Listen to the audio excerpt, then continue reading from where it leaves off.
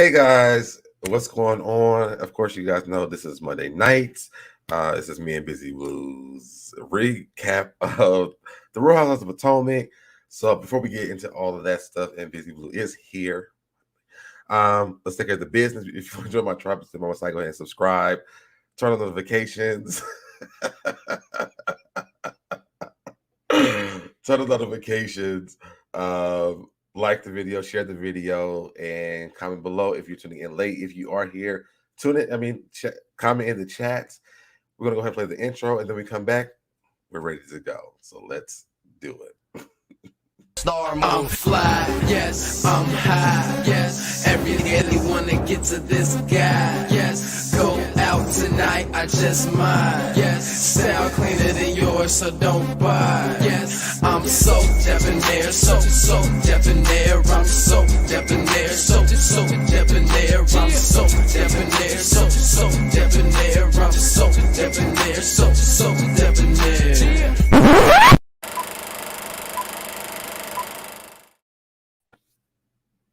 Hey.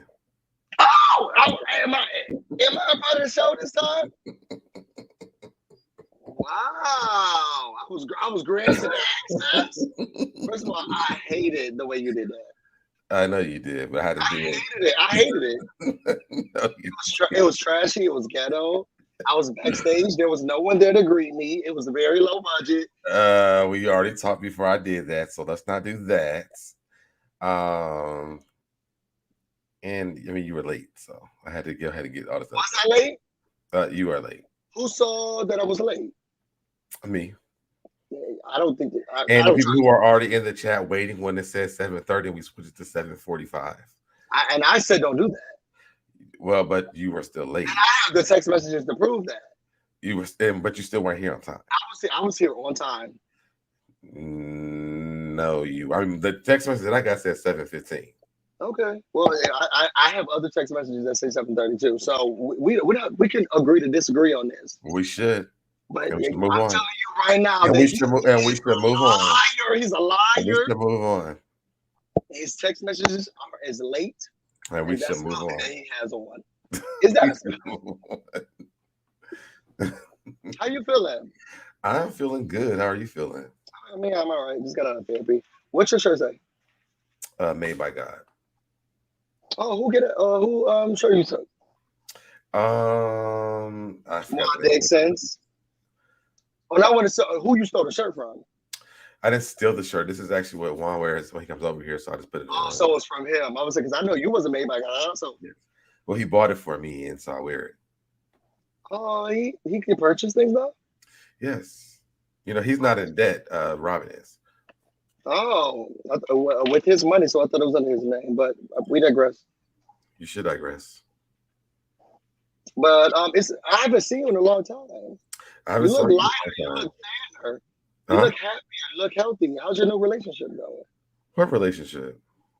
I almost got him, y'all. I tried. I haven't seen you in a minute. It's good to lay eyes on you.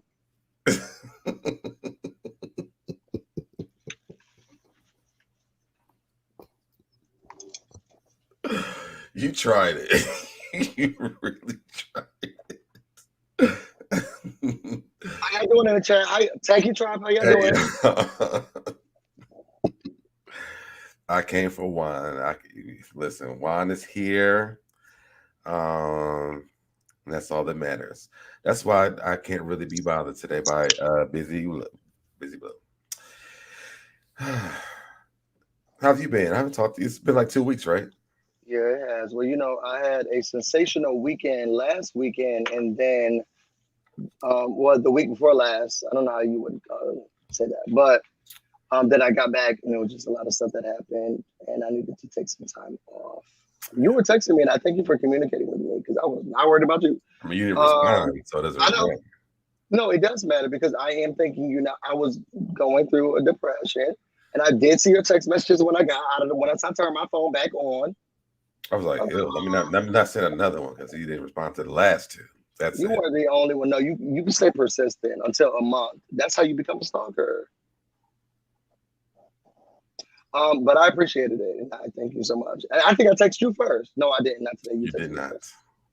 But I responded very, very well, and it was nice. I even called you. Did you? It's questionable. Your mother's questionable. Go cry about it in your room. I'm not dealing with this. I'm not dealing with this today. How's Techie Tribe feeling? Oh, it's been 2 weeks. The Techie Tribe hasn't been able to. I know they got the bow and arrows ready. Okay, they've been waiting to itchy. They've been itchy. How y'all doing? Shout out to the Techie Tribe. Y'all got your bow and arrows. Do you tell them to? Oh, you say champagne flutes. Where's yours?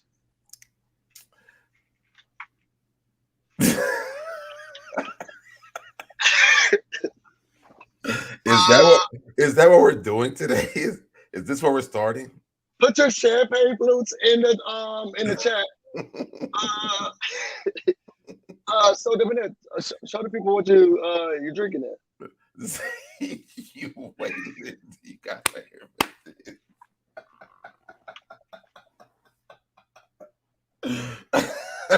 Champagne flutes in the chat. So tell us what are you drinking today? Show us what you're drinking it. I am drinking juice. That's why I'm drinking out of this Show cup. us that. What cup? Show us. Inquiring minds would like to know. I am drinking out of a plastic cup from a restaurant. And that's all right.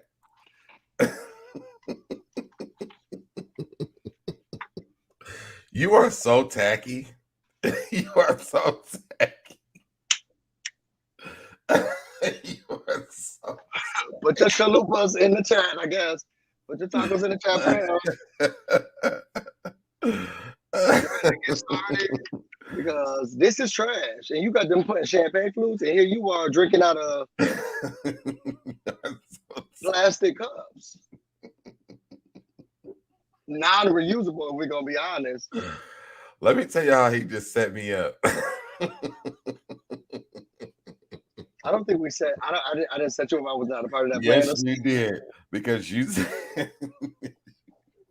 I'm just saying this is what happened. No, Precious Pisces. I see how you do that. We're not putting champagne flutes for him. We're only gonna be doing tacos. Yes, we are. Tacos and beef. Well, if they're not, then they're gonna put roaches in the chat for you. So that's what we're doing. Man, roach over here. Tacos and bees. Where's the bees at in your house? Y'all want to see one? Oh, you just see that roach? Ooh, and you can get these from Custom Charm Farm. They're the Busy Blue Bee. Make sure you get yours. So, tacos and bees. What you was eating from Taco Bell? Was that the lunch you went to go get earlier? You said I gotta get on and order something. I got earlier because I didn't have time to do anything today because I was trying to rush. You don't be cooking. Don't be acting like it was a different day. You don't cook. What did you get? I do cook. What are you talking about?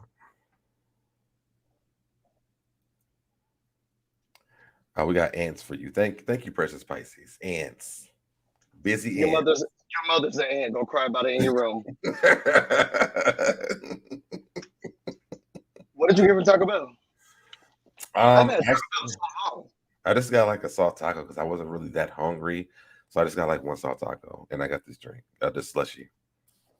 Okay.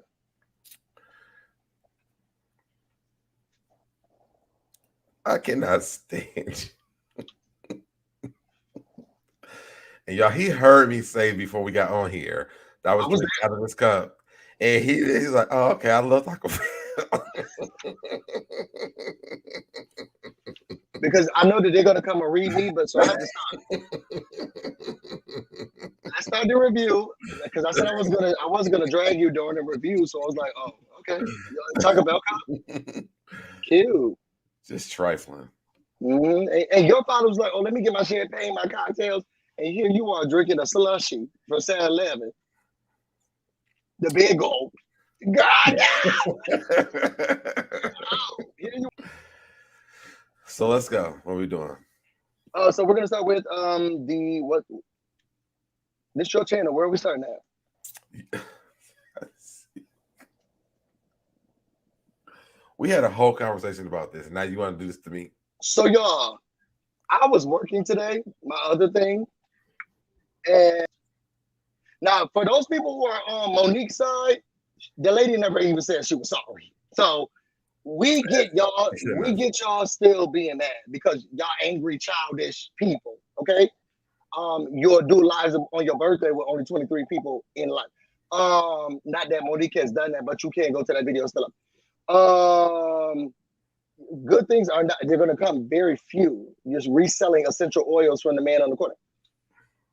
But when you're an upstanding daughter of an alleged low budget mother, you apologize. And that's what Mia did. And when you understand that you're a grown woman like Beyonce, and you apologize, I gotta have respect for that. And she apologized to her. The delusions are starting already. All right. Are you calling me a delusion?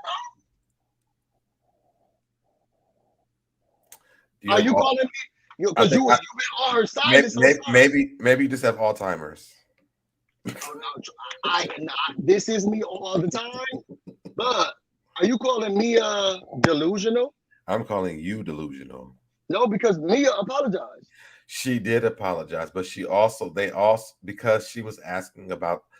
Let's get into the review. I don't want to do this at the beginning because we should just do it. Is this a part of the review? We could do it for the last episode, high level, just the first one that we missed. Yeah. So the only reason why she did it was because she was asking. You got so much to say, Jesus! Because she was asking were they going to fix the thing they had going on. And Wendy was like, "Well, y'all fix it." Okay. And she said, "Well, I'll start. Let me be the adult in the room. Let me start." She said, "Let me be the adult in the room," because that's condescending. Well, I mean, she was an adult in the room. Did she say that? She was an adult in the room. I didn't take no notes. Oh, see, this is what I'm saying, because you like to do stuff like that. You embellish like Mia does. Let me be the adult in the room and let's start it off. And then she said, this is what I want. This is what I want to talk about this. So I want you to go into this because she did start the conversation off, and she did say that I don't remember what she said. So you have to say what she said. Mm-hmm. She apologized because she was saying that she doesn't want to be the person to tear someone else down, and she didn't realize that she was tearing someone down by hurting them, and that's what she wanted to apologize to her for. Right, and then Candace came back and apologized to her. Yeah, for what she said. I didn't know your mother was low budget. You have been on this whole rant about how Candace didn't know this, and she said that. But Mia didn't know that about Candace either. So is the playing field the same? I think they both reacted the same. But you were saying that she didn't know about Mia's mom, but Mia didn't know that Candace felt this way about her music either. But you went off of her that whole episode about how Candace didn't know about her mother and how she didn't care because she was mad at the time. But Mia didn't know anything about what Candace said. None of us really knew this. So we had been hearing, and you good for this. Since the beginning of the season, she's been talking about the pressure or anxiety around being a music artist, working with her husband, how scared she is, and how stressful it can be, making sure that you have everything right. This is your solo album. Mia's been talking about her mom the whole season too. But not to Candace. And she hasn't talked to me about music either. The people yes, she did. She said she was. This is my first video. I'm very nervous, but y'all all are invited. Mm-hmm. So Mia was privy to all the information that she had when they had this conversation. And then when they got to that, now I'm asking, that's what you believe? Yeah, when they got to the tent, Candace still didn't know about Mia's mother, and Mia didn't know how she felt about her music. She did when she said your stuff is low budget. You're not going to disrespect my stuff. No, she said she said that I was coming to something that wasn't low budget. She said, "Well, your mother's low budget." There was no conversation in between that. It was disrespectful to go around and so if both of them were disrespecting each other. Mm-hmm. There was no understanding on either side of how each person felt, and then now they got to a common understanding. Right. So neither one of them was wrong because they personally had their own personal opinions. I think they both were wrong at one point. Right. But I'm saying you went off saying, well, Candace don't know about her mom and she don't care because she's so mad. But the whole entire time, Mia never knew any of this about Candace and how she felt about her music. She did not. So then Mia wasn't wrong for saying what she was saying if you justifying what Candace said.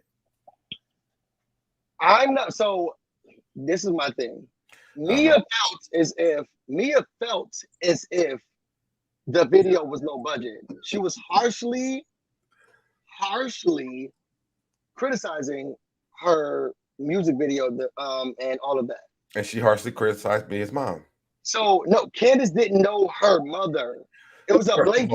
That's not true. That's not true because when she came in, because what Candace did on this episode was she didn't come in on the episode saying, I'm so sensitive about my music. She said her gripe with her was talking to her mother about who was the manager and why was her mother about this. Listen what I'm saying. So then when she gets to this moment where Mia's saying, well, let me apologize to you because I didn't know this, she was like, well, I'm so afraid of this. It wasn't about my mom. Well, then why was the reaction that you had with Mia talking to your mom about this whole thing then? Because you didn't bring that up until Mia brought that up. I mean, Mia said something after that. So Candace is still wrong in the situation. Whatever you want to say, you can say it, but Candace was wrong because Candace never brought up what she brought up on this boat trip about how she felt about this music. Mia has been consistent about her mom.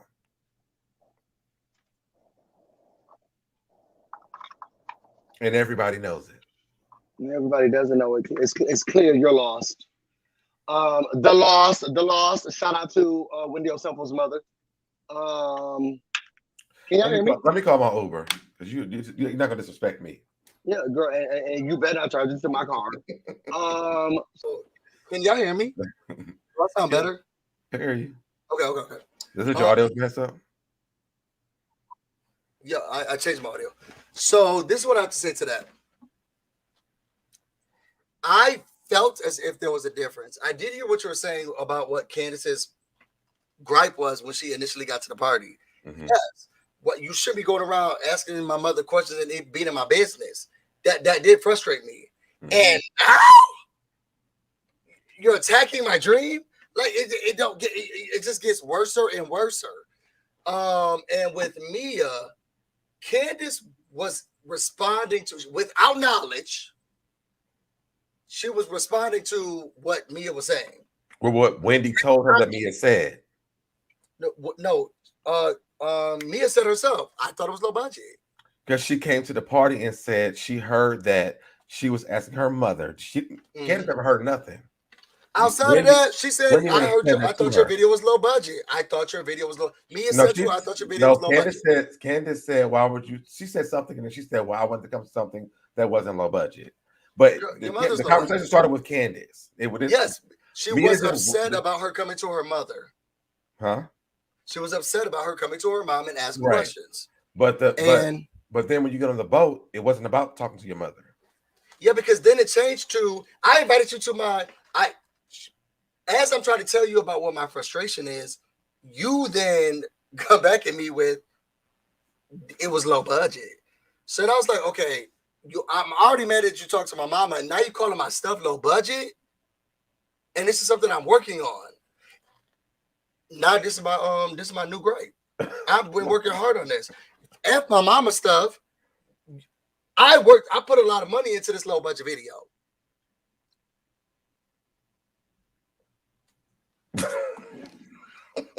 I know y'all can't see it, but it's like, look, we can take my mama out of this. What you're not gonna do is call my video low budget. You can't come. She came to Mia in a totally wrong way. I don't think she did. Because what she came to Mia with after Mia said, listen. Oh no, she was asking about the finances about her husband. You were in my marital business. In the money. When Wendy said to Mia, well, y'all talking about y'all's problem, she said, I understood that I offended you. As a grown woman, like she leveled with her. She said, I understand that I offended you. and she went on to this whole thing about, the music video, whatever. She said, but this is how I felt. Then Candace came back and said, it wasn't even about talking to my mom. So the problem wasn't that. So Candace was off when she came to her at the low budget podcast tent in the garage, parkway, driveway thing. That wasn't her problem because Candace said out of her own mouth. She never even addressed what her problem was. Well, she did. That's how she came to the party. No, she came talking about Mia talking about her mother. That was her first issue. When Mia actually, when she apologized, her, she said it wasn't even about you talking to my mom. It was because about now it got worse. Okay. I think that they were trying to resolve what the major issue was. Because, girl, we saw some salads now. My problem is now that we're here, girl, you kept talking about low budget. And I'm not going to allow you to say that. And I don't want people to give excuses for you when this is what you keep saying. I think her original the original thing she was upset with, she did let go once they got to the trip. And Mia brought it up again that I thought it was low budget. Because she kept calling her mother low budget. I mean, she called her a lot of things. She called her mother low budget once, and then after she got to the trip, and Mia kept telling her your thing was low budget. Then she said your mother is low budget. Why is Mia taking the fall for the low budget comment? I don't understand this word. No, Mia's not taking the fall for the low budget comment. She is, because everybody said it was low budget. Everyone said it was low budget. So it wasn't just Mia saying, everybody said it was low budget. Mia even explained to everyone why she said that. But when Candace sat down on this boat, she said out of her own mouth, it wasn't because that was not the reason that she was mad. She was mad because she was talking about, she said they were originally talking about the mother. Mm-hmm. When they started talking about it, she said it wasn't about you talking about mom. It was about my video, and I worked so hard. Yeah. Because the other thing I could get over, and I did. But then when you started talking about my video, I could not get over that. So it wasn't so much about you saying about my mom. But you came in hot, though, instead of coming in as trying to understand what's going on. Candace came in hot from jump. Because she was upset about what was said. Well, then, so what do you expect me to say? Oh, yeah, sorry that you can't. Yes.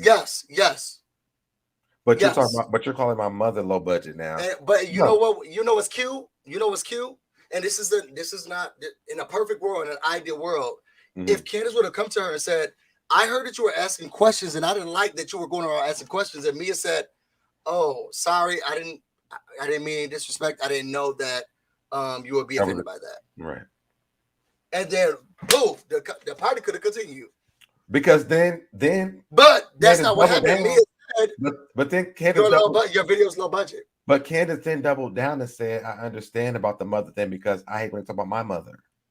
So yeah, but we would not have gotten to that point had Mia just apologized in the beginning. No, because originally Candace don't like people talking about her mom, period. We know this before Mia even arrived on the show. Which is why she was upset when she came to the party. So then why would you call her mother low budget? If you are offended by people talking about your mother, why would you talk about somebody else's mother? I hear you.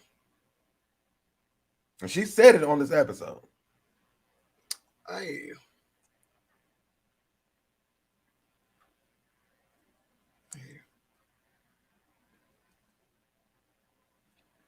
I'm here. I don't know what to say and how to say it so that if I'm looking at a timeline of events, she contradicted herself a lot. And I don't think so.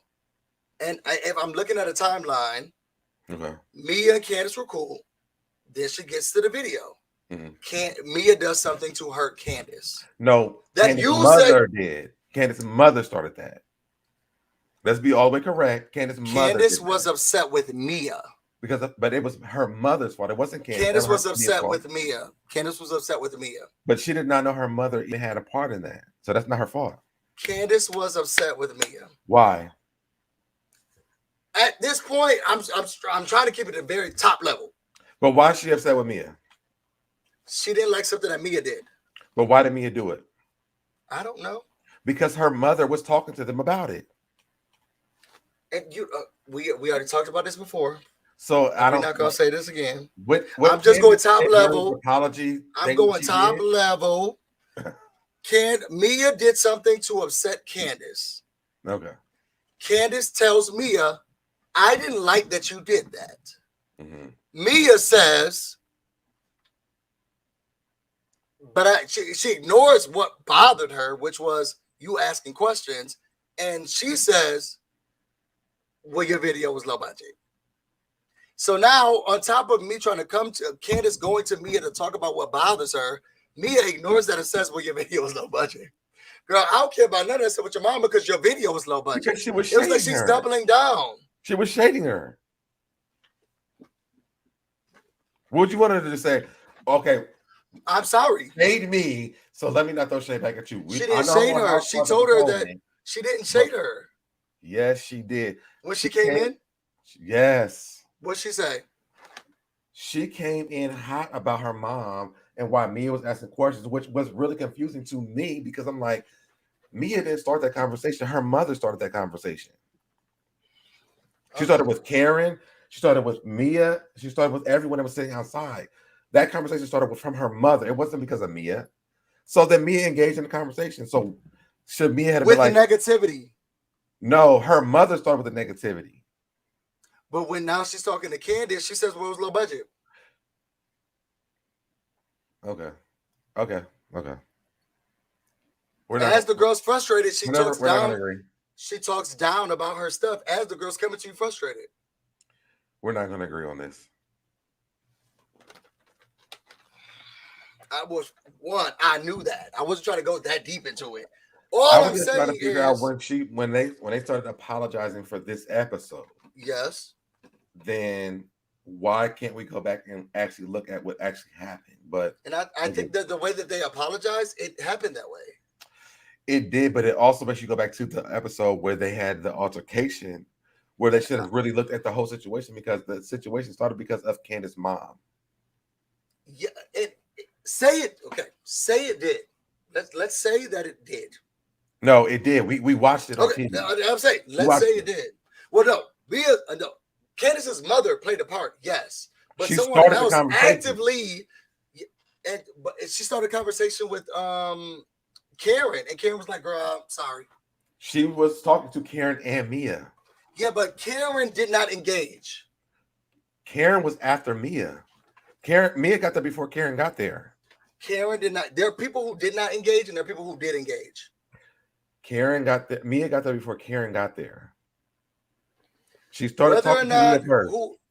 Whom got there first is irrelevant to who engaged in her. The reason why it's relevant is because she started talking to Mia first about the whole situation. And Mia could have said, "Look, I don't know. I'm just here to help with her thing." But if she don't know the dynamics of Candace because she's new to the whole thing, how would she know this is not what they do? And then she could have said that when Candace said, "I'm upset that you talked to my mother." Well, she could have said, I didn't know. Okay. She could have said that. Oh, sorry, I thought that's what y'all do. Yes, and the unicorn could have took her off and rode off and parked next to Karen's She's car. too big. She's too tall with a big feet. I don't think it would have been able to happen with her. What I'm saying is Mia played a role, and I think you're trying to remove her role because of her mother. I'm not. So you think that Mia didn't do anything wrong? I don't think she did nothing wrong. What I think is that Candace should have not overreacted, and she should have understood that this started from her mother. It didn't start from Mia. So her gripe is not with Mia. Her gripe should be with her mother because her mother is the one who started this conversation. So Mia was having a conversation with her mom because they were talking. Her mom was talking about, well, where's Chris and all this stuff. Like her mom started all of that. Then Karen showed up. Then Mia was like, well, I want to know, like, well, who's the manager? Like, what's going on? Are they getting paid? Because what's supposed to be being done here is not being done. I was asked to come here and nothing's put together. Right. And you text me. Okay. All right. I mean, I wouldn't have handled it that way, and I can still see how someone can be frustrated about it. I don't think that I think Candace was upset with her mother, but then also you can be mad with Mia. And no matter y'all can think it's overreacted or not, I'm upset with you for engaging in her. We all know the foolishness that she does. That's why Karen was like, "Girl, we might stop," because she's foolish, and I didn't like that you engaged. Karen knows her mother, and this is why Candace was telling her, "I don't like that you engaged with her." But I heard you was asking questions. Mia doesn't know nothing about her mom, and now she's coming to tell her. Well, and then she's telling her that she thought the video was low budget. She spoke for the whole. She spoke for the whole group because they all said it was low budget.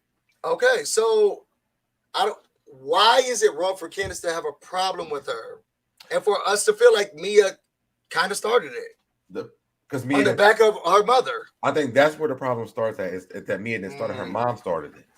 Okay, well, we're not on the show with Candace and her mother. We're on the show with Candace and Mia. So we're looking at the conflict between Candace and Mia. We're looking at the conflict between Candace and Mia. Okay, so let's go to the boat. So when Mia becomes, she's like, let me be an adult. She don't want to break up me and Candace. Let me go ahead and apologize because I did not realize this was a problem. One, she don't know her mother or Candace like that. I didn't realize that this was a trigger for you, blah, blah, blah, yada, yada, yada. So after she apologized, then Candace apologized. To me, I'm like, well, is this apology even real? Because what you could have said was, if you were offended by the fact that I said this, it would have been about my video, not about talking to my mom. Because your questions were, why aren't the cars here? Who's the manager? Are they getting paid? Like, what's going on here? Nothing's put together. When Mia got there, she said, I'm here. Nobody's here. Gizelle pulled up, said the same thing. Everybody said the same thing when they pulled up. And they could have waited for instruction. Or Candace could have scheduled it where everybody was there when she got there. That also could have happened. Right. So Mia was on the person who pulled up and felt this that way. She just said it out loud. But they all felt the same way. Okay. So then you come to the lowbrow podcast, shady and whatever it is, and you coming to me about it, but they all wanted to know. We all had questions. Everybody did. But you come to me about talking to your mom, and your mom actually came and talked to me. I think it was an undertone that Mia was giving. And outside of, I wasn't sure what was going on. I was just trying to figure out, who's paying for what, whose mother, da da da. It was an undertone of brokenness.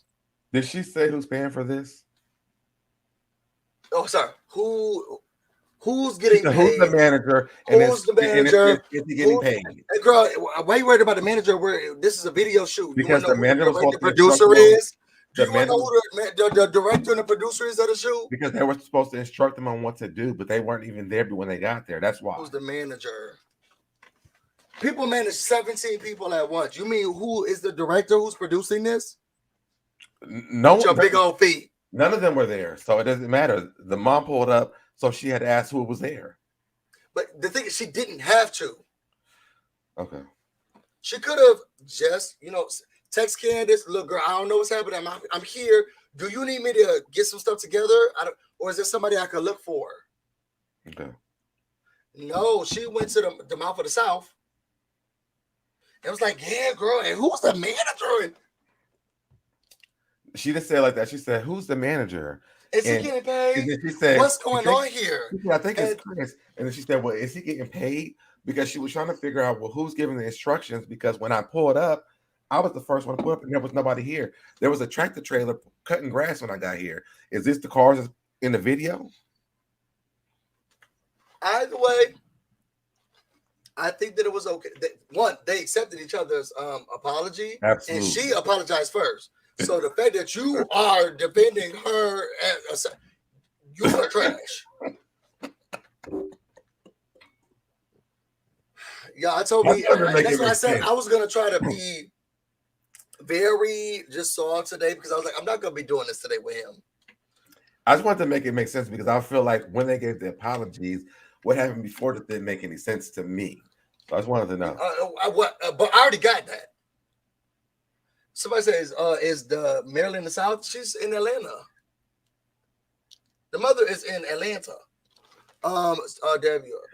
Make it make sense. I think that her mother was being shady with her questions as well. So I think it was a back and forth thing. I think But so we still have to give them both accountability for it. But regardless of who started it, they both did it. If her mother is coming to me and saying this to me, why would I be like, oh, well, girl, I don't know if the mother or Candace like that. So well, girl, who is the manager? Girl, who is the manager? Because is he getting paid? I would have said the same thing because you're messy. I'm not messy. But I wouldn't. I would have said I don't know nothing. I'm trying to figure it out.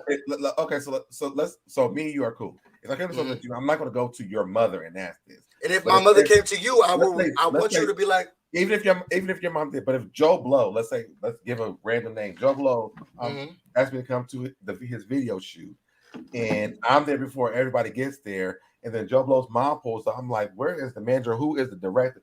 What's going on? What am I supposed to be doing? Because I'm sitting here, I'm early, nobody's here. Who is the manager? Are they getting paid? Because it don't seem like nobody's it's no organization here. I would want to know. Go sit in your car. Text who told you to come here. It sounds it feels. Who told you to come here? Text them. Joe Blow, but Joe Blow's not here. Okay, well, we'll just wait till they get here. If it's too long, then you could go. I'm in support of my friend. And I don't know what the process is here right now. Maybe they give us an early call time. I'm not sure what the process is. I don't feel like y'all understand the order of things that happen because we do understand the order of things. No, because make it make sense. Just said Mia should have followed Karen's lead, but Karen wasn't there when Mia got there.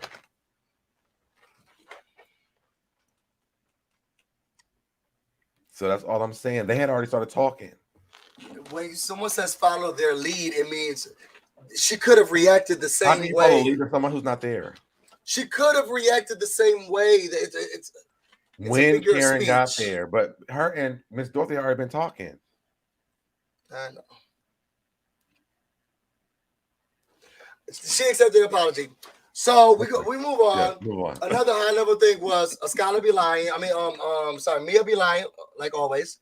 Ascala be lying. Okay, go ahead. So when they went downstairs to talk, because in this episode, Big Broken Foot and Robyn, they went to go get their own hotel room. They said, "Look, we gonna carpet munch in peace." Okay, that's what SoDebNair saying. So they went to carpet munch in peace, which I feel like it would have been great to do it in 2 beds. They could have had other ways to flip flop, verse life, y'all. But they didn't want to do that, so they went to the hotel room. Did you think they were trying to make a moment? Because I was watching a review and one person was like, I was totally with them. One person's on their period. I'm not a woman, but one person's on their period and the other person got a broken foot. I'm not walking up and down not doing it. But when you watched the after show, they were actually saying there was like another room that they could have went to the bath, like it was like next to theirs. And the whole like no one know that. Okay, so this is the other thing I didn't understand. So when she said that men were there peeing on the floor, Ashley said, y'all use my bathroom. There was no man in Ashley's bathroom. That's a fact. But we got to walk up and down and walk through the house, and that's what her problem was. I understood that. Some people do, especially when you're in your cycle. I don't need to be going to other people's bathrooms and discarding my. Is there a room for me? But they were saying that there was an empty room, and people were trying to decipher if, like, the owner of the house was in that room or something. But they said there was a room that was adjacent to the room that they were in. They wouldn't stay in the same room. That was the problem. Oh, it was Annabelle. But they were saying that there was a bathroom in the room because they said that the room was set up the same way Candace's room was set up. And there was a bathroom in that room. And they didn't go. By the way, we didn't know that it was there. Wendy didn't care.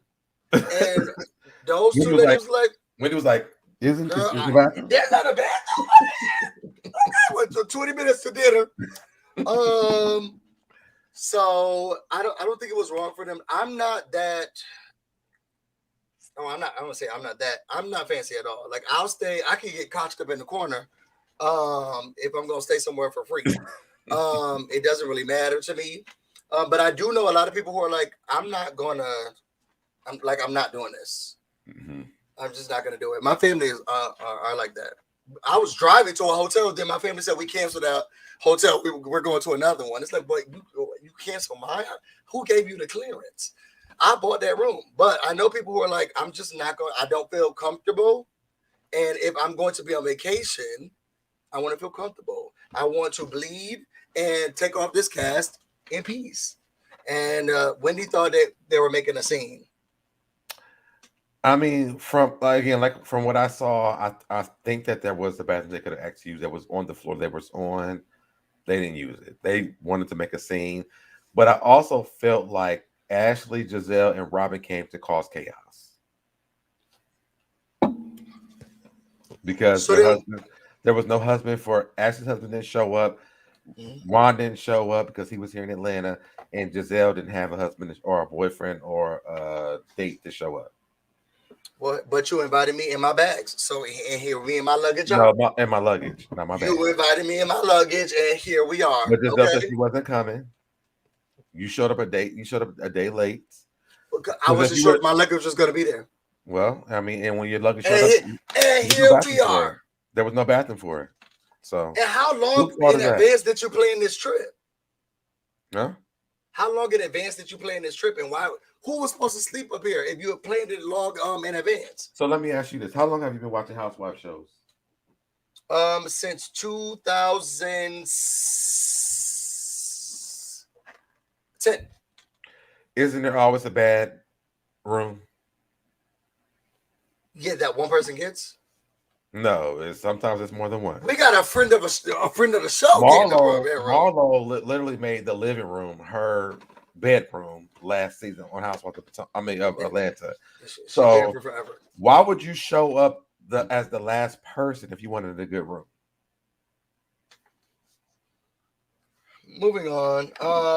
They got comfortable. There was nobody to make breakfast in the morning. G started making. Did anybody else notice that G started making eggs and then just I don't know what he was doing at the stove, so that Chris started cooking?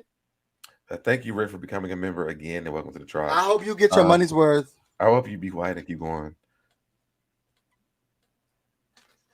Who's Dr. Johnson? Give us a little bit more. What he look like? Who is Dr. Johnson? This is the therapist, the counselor. Sorry. He was making time for her for that session. There was no turn down service. There was nobody to make breakfast. Ashley talked about she going to the gym, but it looked like the study. It looked like the lavatory, somewhere you're supposed to just be reading. But she put a mat down and was doing yoga. I didn't like it. So then they get on the boat. They're all talking, and Robyn and Skylar are talking. And she's like, "Look, let me tell you, I don't feel it feels uncomfortable having to try to be friends with people who have conflict with you all. So how are you and Wendy?" And Robyn's like, "Look, I felt like I knew her. You know, I even brought her cocktails in the park with our kids. But now it's almost like I don't even know who that person is. Like I feel like our friendship is not where it was. It's not who I'm at. So I don't know where our friendship is." And Mia said, "Okay, can I just get one more piece of toast? Okay, go upstairs." Girl, they downstairs said, "You ain't never been shit, Wendy." That's what the people say. Now I do feel like what makes sense. This makes a lot of sense. Gizelle and Robyn showed up because they needed a check. They ain't got nothing else going on.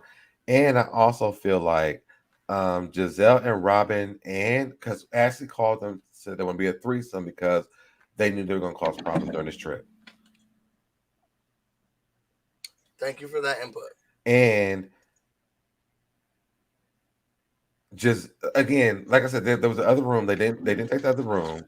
So literally, they came in. I just feel like they were trying to make everybody miserable.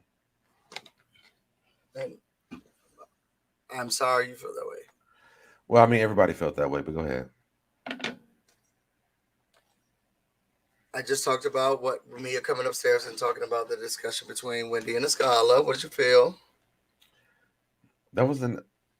I thought it was like the last one we talked about. No, we never got past that. Wait, which one? Mia be lying. Wait, what about Wendy? Wait. I missed that because I was reading the comments. What about Wendy, Escala, and Robyn? Mia said that they said that she she's changed. And when it was like, I should evolve. You want to move forward. You want to get better. Yeah, on the boat. Because Mia came upstairs and she gave her own interpretation of the comment. So I feel like Mia's interpretation be right there, honestly. I'm not gonna lie, because it sounded like that to me. I believe that. Because even when she gave the one with what was it? Who was crumbling or something like that? I The don't first know, time that but Mia gave her interpretation. we know what you're talking about. Yeah. Yeah, so that she basically did say that, but I feel like that they're so stuck because they're stuck on the words, how you pronounce the words, and what the terminology is. But honestly, that's what she said when when Scala and Robyn were talking. I believe. What she I don't know said. why I even question it. I believe that. So then after that, we get off and we're going back home, and G's like, look it up. Also, we almost saw Chris's peen and G's peen. Mm-hmm. And I think that G really was gonna pull it out. Okay, put that thing on the table, man. Thank you. What did it say? How can they expect Candace to know Mia's mom, but not Mia to know about hers? Thank you. What are y'all talking about? Because because Candace said, I said this earlier, but you kind of ignored it. Candace said she hates when talking about her mother, but then she was so mad, and you went on this whole tangent last time about how she was so mad she don't care about her mom, but when she said about her mother, she didn't care. Oh, we going back there. Who wrote that comment? Can y'all block Patricia, please? Patrina, please. Girl, you taking us backwards? No. We'll stay there forever. Somebody get me some Metro out of here. Somebody just put a time out, okay, girl? Just listen, girl. You can go back and we talk about it. Do not do that. Don't listen to him. So moving forward, we did get to we got to the bus scene where G was kind of like, look at her back there. First of all, he looked like a drunk, sleepy mess. Mm-hmm. Look at her back there. Go to sleep. Y'all look. And Ashley's like, well, excuse me, can I get in my corner? Doing the whole Ashley thing. I think that's pretty much all of the things I want to talk about because this is going to go into this new episode. Okay. Where do we start off in this episode? At that part. Wasn't it? No, we didn't. Where do we start off in this episode? I thought it started with them kind of keep going into that. Then we get back home from the boat. So we get back home. Everybody's okay. Everybody's tired. They're ready to get to dinner because they came back from the boat on that bus. Yeah, but now we're back. Now we're back at the place. And we're getting ready for dinner. They're gonna have a crab boil. Did y'all notice when they got there and Wendy, the lady was like, "Oh my gosh, this place is so beautiful," and Wendy was like, "Oh, I decorated it myself." Yes. Girl, you don't even have a business plan for your own candle. You decorated this, girl. Like, but they started getting everything together. Everybody else is talking. So, y'all saw it's the simple things in life. Y'all saw Ray when he had that hair curly. He was like, that was he was like, "Ray, when you gonna be ready?" And I was thinking, just simple joys. Like I want to grow old with someone, and like this is what we could just laugh about. Like it's just so simple, and I don't look at them like they're crazy because I know there's like this is just so simple. And who was using that hair curler? Probably she no little So, they're all getting ready. Wendy was like, when's the last time when the next time you gonna get on your knees, Eddie? Okay. Who else was there? Who else had something to say? I think that was it. So they get ready to do the dinner.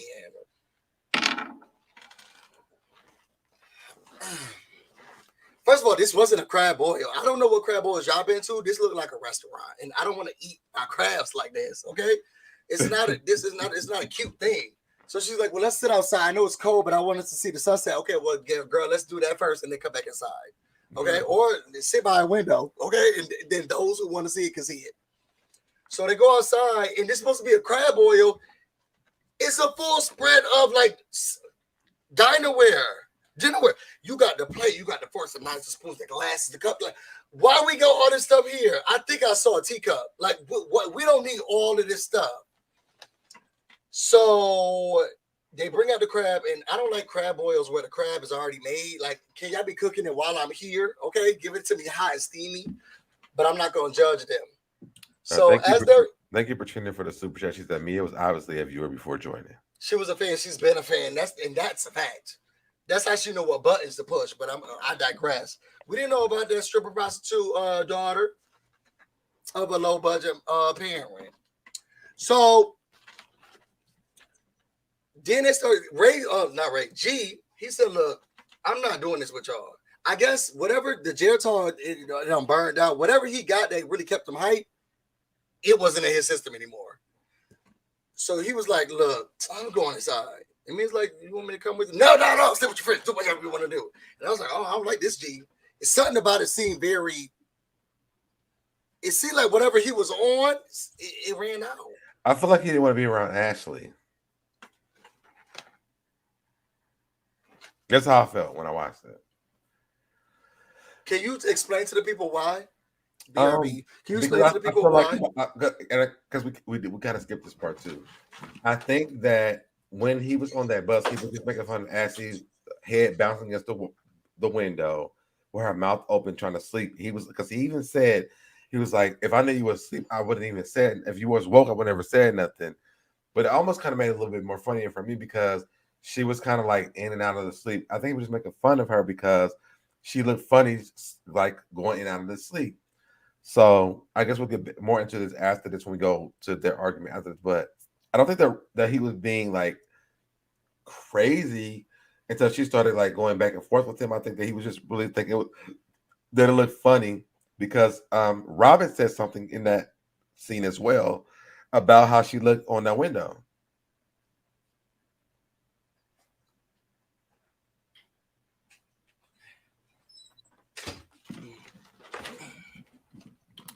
Okay, so can you answer my question on, do you think he was acting differently during the party? And are you saying yes because of Ashley?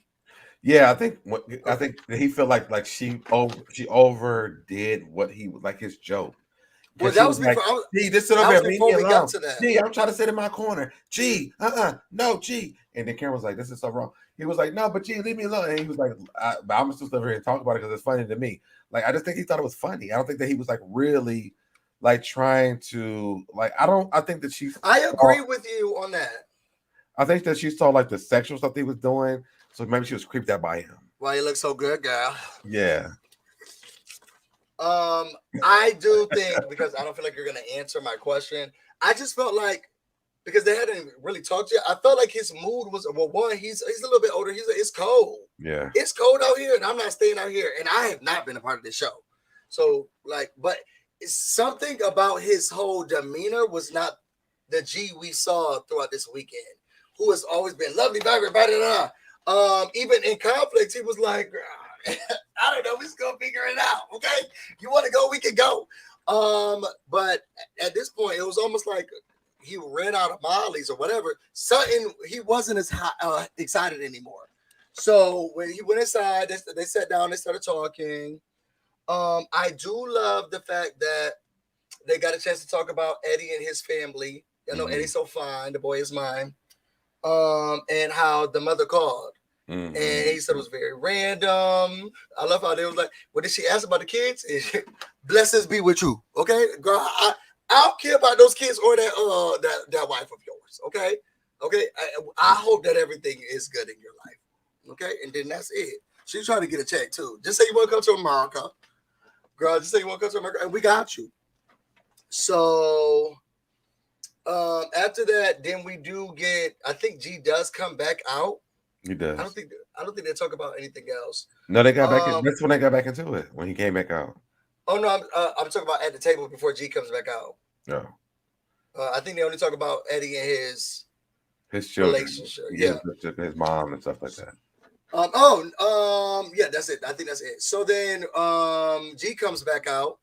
Maybe he took a hit. I don't know, but he was like, "What you want?" And then he said, "Sit down." I want you to sit down, okay? So then he decided to sit down, and he says something to Ashley again. I can't remember what it was specifically. No, he said, you know, I have better things to do. He said, he said I could have been having something, but he said something about being asleep. Oh, and then Gizelle, because you know Gizelle, she puts in all of the ingredients, and then Ashley, she stirs it up. I would never get that. I think it's season 4. It could be season 3 or season 4 when they did that, but Gizelle says she sprinkles in the shit, and then Ashley just stirs it up. So Gizelle was like, "Oh, like you didn't see with Ashley," and Ashley was like, yeah. And he's like, "Well, what I do with what did I do with you on the bus? What do you mean on the bus? What bus? What's going on here? You have memory loss? Is it Alzheimer's? What are you not remembering?" Now I'm telling y'all, I'm sorry, and y'all see how I had to do it with SoDebNair. I get really frustrated with people who be like, "I know we was at the same place, and now you acting like, what do you mean?" I think G was just drunk. He didn't remember any of that. But then he all of a sudden remembered it and said that he felt because when people start telling you stuff after you've been drinking and you don't remember stuff, you start remembering what happened. I've been there before, so I know I understand it. We believe you. So what I'm saying is the frustration from Ashley's standpoint of what's like, I'm trying to tell you that I felt offended by what you were saying. And you're like, wait, what? What bus? Good. We literally just got off the bus. What bus? What bus ride? What you mean? Who are you? Where's my daughter? But and it was like, what's happening here? But then he also said, I was just playing. Yeah, but now you so the people who they so forgetful and now they so certain. I want to know what was so offensive about what he was saying though, because honestly, all he was saying was, "Look at Ashley, y'all. She over there with her mouth like this, and it's like her head is over against the window." That's all he don't said. Look at me. He didn't say nothing really bad about it. He just was like, her head is bobbing against the window, her mouth up like this, and then when she said something, he was like, "Oh, if I knew you weren't asleep, I would never said nothing." He said, "Why? That. Why would you have not said?" Because he thought she was asleep. She was knocked out, and her head was banging against the window. That's why he said it. But she wasn't. But why would he not say it if she was awake? Because then it would have been like, oh well. Honestly, it's even more concerning that she was over there with her mouth open, her head banging against the window, and she's awoke. But I don't think that she was really awoke. I think that she was sleeping. She heard him, and she woke up. Because it was. I mean, if I'm not gonna lie to you. If I would have seen it, I would have thought it was funny. If Ashley was right, if the bus is going like this, and she's like, it would have looked funny to me. I believe you. So I understood the joke that he was making, and no one was really saying anything until she started saying something back to him, and then he kept it going. I think that's where he went like overboard with it because she was offended by it, but I don't really understand why she was so offended by it because it was just a joke about her. And he was like, "Look at Ashley, y'all. She knocked out her mouth open. She like this." Like it was just like it was a funny joke. Normally, like even when you're like on a school bus or whatever it is, people do that. We'll throw like popcorn in your mouth, little paper balls. In your and mouth. Don't do that. That is, I don't know a person who liked that. They may not like it, but it's funny though to everybody else. That's okay, but at my expense. But it's funny still. It wasn't like he was talking trash about her. He was like, "Look, it looks funny." He didn't disrespect her or anything. All he was saying that it looks funny. I'm just trying to rest. I just had a baby with my man who don't love me. I was just trying to get a little sleep. You need make fun of everybody else. On a girls' trip for make fun of everybody else. Or maybe when the girls' trip is going on, you should stay at home and get rest if you're trying to get rest, because they don't make sense to me. Or find another wife at the strip club. Maybe you could sit on your side and find another wife at the strip club. Don't worry about what's going on. Isn't that what Michael did? Yes, and now here I am pregnant. That's why I need to sleep. And that's why she's sitting over here doing this. But I mean, Mia was woke the whole time. Let's be clear. I'm getting paid to be here on this trip while you're sitting here by your wife. And she's getting paid for it. But you're not. Pop them by another Molly and sit in your side of the truck. Ms. Genevieve, that question, do y'all think that they should have brought up the situation with the Osefo family situation? Yes. I feel like they don't talk about it enough. I don't like the fact that we have not been able to dive deeper into this. I was excited when Wendy got into the show because it shows different aspects of the Black experience, and especially from one that is international. And I got very frustrated when in the beginning season I did feel like it was touch and go because of how sensitive it was, and I feel like this season it's almost like we're not even Mama who, and it was somebody else who had to bring it up. It was almost like we talked about our mother at one point, and then now I was like, F that family. And I am very interested in how African children are raised and the differences and how they get here. I wanted to know more about it. So I've been wanting Wendy to talk more about it. Girl, you naming, you saying names and naming your candle stuff that a lot of us don't understand or appreciate. There's so much value and education she could bring to the show within her mess that I feel like she's missing out on because now we talk about her boobs and candles. I learned so much about tribes and who was a cursed tribe and not a cursed tribe and all types of stuff like that from the blogs because she was on the show. And I was like, I'm really learning native. I'm really getting down with the African traditions, you know? Like she was really diversifying my education, okay? Now it's like, look at my breast. I just think that went. I think it went too far. Honestly, I do. You think what went too far? I think that G was just making a joke about her being asleep. I think that normally, if I'm on a road trip with someone and they sleep, people make jokes about it. Like I don't think it was that serious. Honestly, I mean, it wasn't nothing inappropriate. I think anybody should have been offended. Upset. It was Ashley. It should have been Karen, not Ashley. Ashley was sleeping, her mouth open and her head was bumping against the window. It was funny. Ashley and her pumping breast milk out in the open through the couple trip was a Debbie Downer the whole trip. We know you had a baby. You can pump in private. She got on my nerves, Karen. For Wendy and Eddie, watch his mom pop up next season. She should be a part of the actual show. He was joking. He was just joking. That's what I feel. So dramatic. Left myself. Yeah, I just thought it was dramatic. I did. I'm sorry. I just thought it was. You don't have to apologize. We grew up differently, and I can't tell someone else how they should feel about something. And I was raised that way. So why tell G how he should feel? She didn't say how he should feel. She was saying, I didn't like that you did it to me. But G felt like it was funny to him. Okay, but I didn't like it. But why is it an argument? You don't like it. He thinks it's funny. Then there's no argument. You didn't think it was funny. He thought it was funny. Period. And that's okay for some places and some people. So your feelings about it is overrides mine. And no one's saying that anyone's overrides anyone's. I don't want to make a person feel bad. And if I thought something was funny, but they didn't, I could say to them, I'm sorry. Feel bad to her until after she was saying it. She was going at first. She was like, "Just G, leave me alone." Like it wasn't even combative at first, and then it became combative. And that's another word that happened on the show. I forgot what part it was. I think we already skipped that part. But when they were standing to Wendy about this, on the boat, it's like, well, Ashley can do this, but then when Wendy's doing it, it's offensive. Ashley's offensive too. But no, it wasn't offensive when Ashley did it because when Wendy was saying, when Gizelle was saying this, Gizelle and Robyn said it on the boat about Wendy. I don't want to talk to her because she's gonna be combative.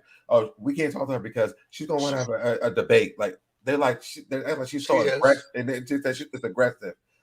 It wasn't aggressive. She's been argumentative. She has been argumentative. It's been frustrating to work with her. So she's not allowed to feel how she feels, but they can.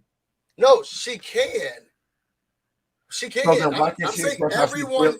But why can't she express what she feels and it's not combative? But then Robyn can say, "Well, I don't want to be around her because every time it's going to be a debate or it's going to be this." But then Wendy can say, "Well, I mean, but if you ain't grown this time, then just grow up." Like it wasn't combative. It was just this is how she felt. It wasn't combative. I think that's fair. Combative is me going at you in a negative way. Like saying that I can bring my luggage. Or your luggage, but that's not combative because there was no argument. So what I'm hearing from you is that Wendy has treated them and accepted them openly throughout this time. She has treated them the same way they've treated her. Do you think they've treated her that they've been combative? No, I think they're just treating each other the same way. What's that way? They just are shading each other. Okay, so then they should. But it's not combative. Combative is a negative spin on how they're treating each other.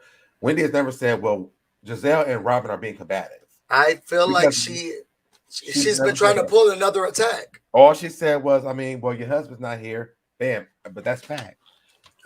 But then that could be combative. Well, I can't talk to Robyn and Gizelle because if I talk to them, then it's going to be a mess, or it's going to be this, it's going to be that.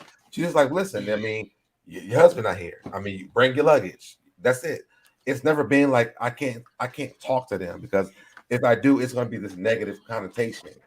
They feel like they can't even talk to Wendy because if they do, it's going to be this certain type of way. And I would agree. Brought that to them. And I think that she has. When has she said that? I think that she has. Like when did she say it? Even at the outside backyard barbecue, mm-hmm. when they were all sitting there, and what did Robyn ask Wendy? And Wendy, to me, in my opinion, mm-hmm. she just starts off the conversations now. If it's gonna be with Robyn and Gizelle, on the defense. I mean, but Gizelle and Robyn are shading her. They're shading her all the time. So she's ready for combat. Okay, but she's never said I can't talk to them because if I talk to them, it's going to turn into this.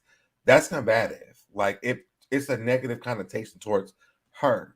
And so when they asked her last for the reunion last season, and Robyn got offended, she was like, because I guess there was a question from one of the fans saying something about colorism, and she was like, well, something, and Robyn, and she looked over. I think she was looking at anybody. And Robyn was like, why are you looking at me, Wendy? And Wendy's like, I'm not even looking at you. Like I think they feel like that. But honestly, I think Wendy's gives them back what they give her. So then Wendy call it combativeness. But it's not combative. It's just we're shading each other. That's what we do on the show. I don't know. That's what they do on the show. I feel like Wendy has just been, it's in my opinion, mm-hmm. I feel like she already come in with the discuss. She comes in with what? The discuss. And I'm not saying that they have not been combative. I think that, first of all, they're both. I don't think combative is the right word, though.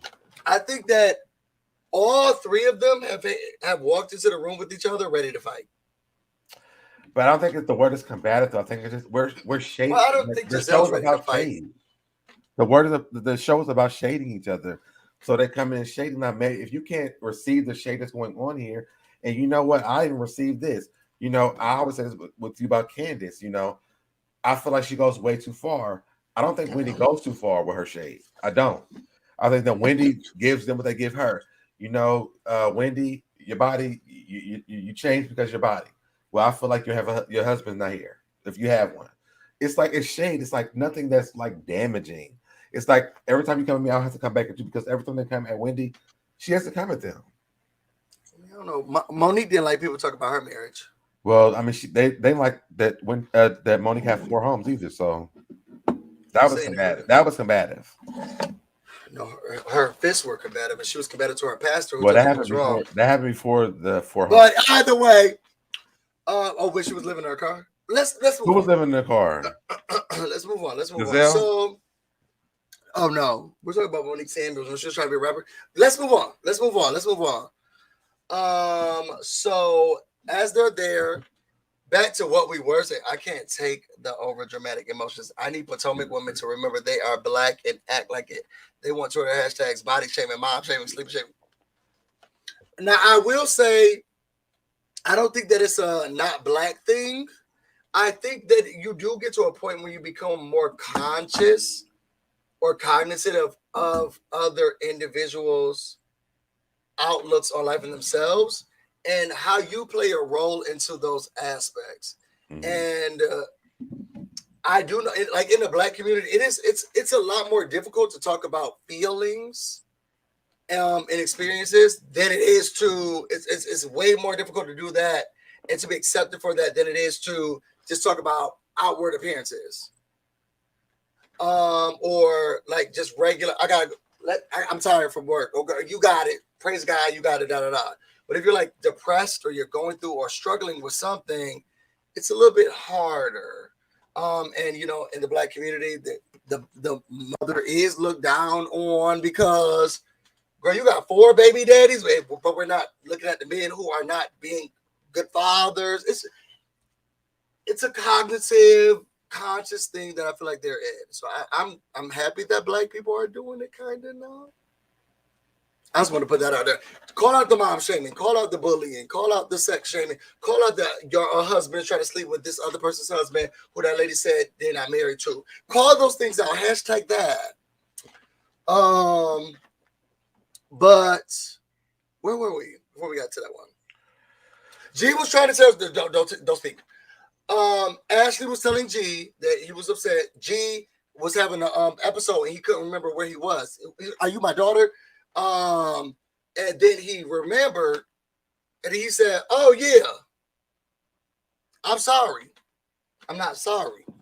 I said what I said, and I'm sorry about that, but I don't take back what I said."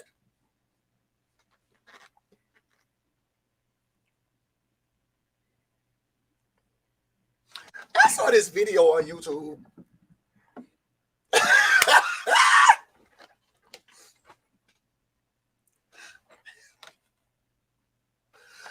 I just think that there was so much contradiction there because after he did it again, she had You're about to defend him? She actually received his apology after he did it again. So I think she got to the point where she's like, "I'm just not doing this anymore." Because he said I was just playing. It wasn't that serious. I think that a lot of people who have, let me say that. I think a lot of people who watched it, some people were people are oversensitive. But he was, I mean, it wasn't that, like, I don't understand what the so negative part about him making fun of her head being knocked against the window with her mouth open, sleep, was like, okay, she's a new mom, but does G even know that? I'm not sure what he knows. G doesn't know these women like this. So he thought it was funny that she was knocked out on the window. It was funny to him. And so when she kept saying it, she didn't say, "Gee, I'm a new mom and I'm tired." All she said was, "It's not funny." All she said was, "It's not funny." All she said was, but he was like, "It's funny to me." It was funny to him. Why can he not, why is he not allowed to see something that's funny to him? I mean, unless he wants to live a life in which people tell him, "I'm offended by you," or "I don't like that you did that," and he says, "Well, I don't care." She didn't say I was offended. She said, "Gee, it's not funny." It's not funny. It's not funny. I think that's her letting him know. But let's say I'm doing the same thing and you think it's funny. If I say it's not funny to you, you still gonna laugh at it. It's funny to you, and you need to not be around those people. What? And then you need to not be around those people. But if it's funny to you, it's funny to you. I mean, it wasn't that embarrassing to me. Like, yeah, but once someone says that they don't like it, it's not funny anymore. It was over the top to me. It was over the top to me. Once someone says that they don't like it, it's not funny anymore. She just said it like she was like, "Gee, it's not funny," but it was like, once someone says that it's not funny. One, you didn't even see how it looked. So how do you know if it's not funny? I don't like you making fun of me. Okay. And I think that's fair. I don't like you making fun of me. Okay. And if it's funny to you, fine. But can you just do those same jokes? Pick another person on the bus. Okay. The sister should go back to lesbian action and say their 1-bedroom that production paid for. They sure should have, because Wendy couldn't get it right.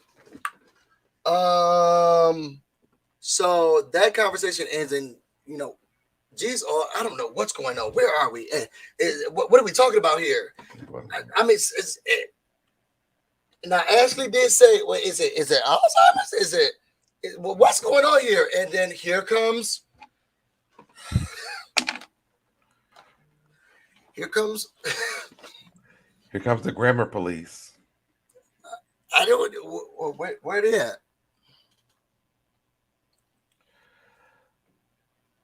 I just think Ashley was over. I don't think she was on. So then here comes me. Oh no. Don't say that. And she's like, I don't need you to defend me. It's not, I'm defending all of the people around the world with Alzheimer's. All of the Alzheimer's. As a person who dates someone who's elderly, That's way different. I don't think that you should talk about people with Alzheimer's. And Ashley's like, well, it's Alzheimer's. And I would say it to you. I'm not ageist. Okay, shout out to Karen Huger. I'm not ageist. Girl, I would have said it to you. I would have said it to you. But yeah, I just don't like that. I don't like that Alzheimer's is not, now she the Alzheimer's defender. While her husband is making fun of people who are asleep, maybe postpartum. But he doesn't know that. We know. You sit there defending we know Candace, because of the Alzheimer's. like you sit there defending Candace for not knowing about Mia's mom. Like, but once I say to you, I don't like it, you should respect Mia it. said that multiple times, and you still said she don't know that because she's in this moment. So then Mia once she learned about her mother, she apologized to her. A whole episode later. Well, probably just like a day, but and then G said a whole episode later, it was just a joke. So like, why do we gotta be held like it's the back and forth for me. Like I feel like I hear people just want to, I don't know. That it don't make sense to me because it's like if he's making a joke, like he's making a joke. Yes. It wasn't even that serious. It was like as his head is banging against the window, it was banging against the window. We watched it. Her mouth was open. We seen it. It looked funny to him. Like, why can't he say it looked funny to him? It looked funny to him. He can, but then the person can say, I didn't like that you said that about me. But it was funny though. Okay. Candace said, I don't care about your mom. And he was like, but I mean, she was mad, so it don't matter. But now when G's saying that it's funny to me, and then the next day he said, I was drunk. I remember the shit, but it was just a joke. We're still holding him accountable for it. Like, I'm not taking hold of the she's a new mom thing, and that's what G should have known. I'm solely concerned at the fact that he was making fun of her. She didn't want to be made fun of. But she makes fun of everybody. Okay. She still have a feeling. What's good for the goose is good for the gander. Like, okay, I don't understand. It is, but so both the goose and the gander can be upset, and I don't think it's wrong for both of them to vocalize that. Now, what happens after it? Who knows? But I can see why Ashley can be upset, and I can see why G can think it's funny. But if someone is telling you Monique last season, to me, it just feels cringy to me. Basically, you going so hard in for Ashley isn't funny. So are you gonna? I don't think that I'm going in for Ashley. What did I do for Ashley? Ashley was being a Karen. Ashley is a Vanessa. Thank you for saying. I think this is how I really. This is the words I really felt. I thought she was being a Karen, honestly, because it was not this serious. It really wasn't. Someone has to be paying these people to rile you up. Even G said this. He said, "We on vacation having fun." Like why? Why is this serious? Right. And if this is the case, just stay at home. If this was a couple trip, your husband not even here, and they say this. I'm saying this for my own self. Mm-hmm. This is a couple trip. Your husband not even here. Stay at home. If you want to have fun with us, everybody was having fun. Like that was just too much for me. I'm sorry. Okay. Thank you, Winning and Unbother, my favorite duo, for the super chat. Thank you. I just feel like sometimes we just take it too far.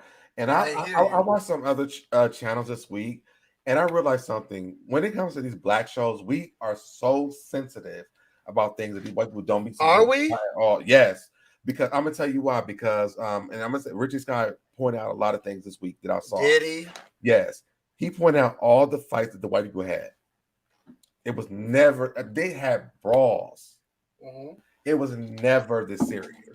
We are talking about Ashley being upset because G's laughing at her, head banging in the window with her mouth open.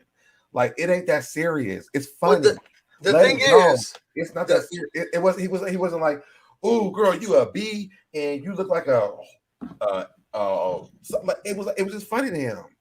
But we're so serious about G thinking this is funny. And it was just funny to him. Okay. Like, why are we so sensitive about little stuff? I don't think that was the correlation that Rick G. Sky was making, but no, it was because he was saying that when these girls fight, that's worse than what G did. That black people, we do take it so serious. We're like, oh, this is the disgrace to black women and this and this. But G's making a little joke about Ashley's head being hanging up against the window with her mouth open while she sleep. And he said, if he even said on his mouth, if I knew you was asleep, I would never even say nothing. I thought you were asleep. It was he would not have said anything because he knew it was rude. He would not have said anything because he knew it was rude. Huh? I don't. G said that I wouldn't. If I knew you were awake, I wouldn't have said anything because he knows that it was rude. Thought you were asleep. Yeah. So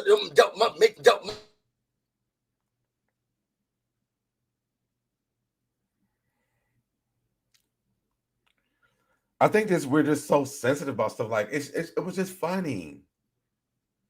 We can't hear you.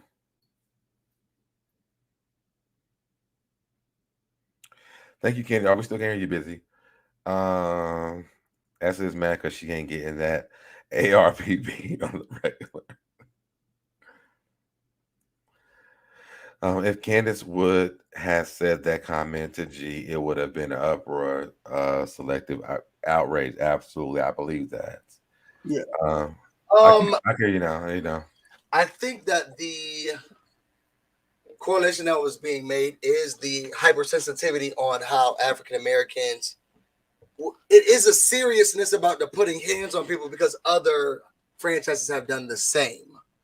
I think that what also could be dove deeper into is the way that Black people or African Americans react to fighting on shows over a lot of those shows. It's not every franchise has had a fight. That's not how it's happened in Bravo. It has been at least one fight on at least 3 of the white shows. We only got 2, and it's been a fight on every one of them. And there's like 6 or 7 other white ones, and it hasn't been a fight on every one because what they care about more is I didn't like that you made fun of that thing that was going on with me, and that's how the show's been able to have 13 seasons. But this is how I don't think that Black people are more sensitive. I think it's a difference between how we handle conflict. Acknowledgement. I haven't finished. The acknowledgement of who we are as individuals. You don't need to fight me when I'm telling you I don't like that. If we could have a conversation, which is how we can get longevity on the show. If we could have a conversation, I'm telling you I don't like that you did that, and let's talk about how we can coexist without that happening. Then we can move forward. Okay. We don't need you rock 'em, stop 'em, bobbing it. Now there's more of a heightened sensitivity on it, and that the Black girls who we don't want to see doing that are doing it. I don't think we've become more sensitive. So did Robyn like it when Ashley was when Ashley came to her talking about wine? No. Did Candace like it when she was talking about her mother? No. So then we're going to sit here and really berate G about laughing at her head against a window while she's sleeping with her mouth open. Yes, because I did not like it. It doesn't make sense. It doesn't, because at the end of the day, Ashley still does this, like she does worse. And we're all like, well, give her the pass. So nobody's giving her the pass. Simple. It was just fun. Everybody's drinking on the bus, and they had a fun time on the bus, and it wasn't nothing bad. Like he thought it was funny. And I get that. And a lot of people thought it was funny to hang Black people. It's not right. Okay. People thought it was funny to do a lot of things. It's not right. Bullies think it's funny to make fun of other. It's not. That doesn't make it right. And I can say I don't like that. Okay. And if you don't want to acknowledge that or accept that, okay, then fine.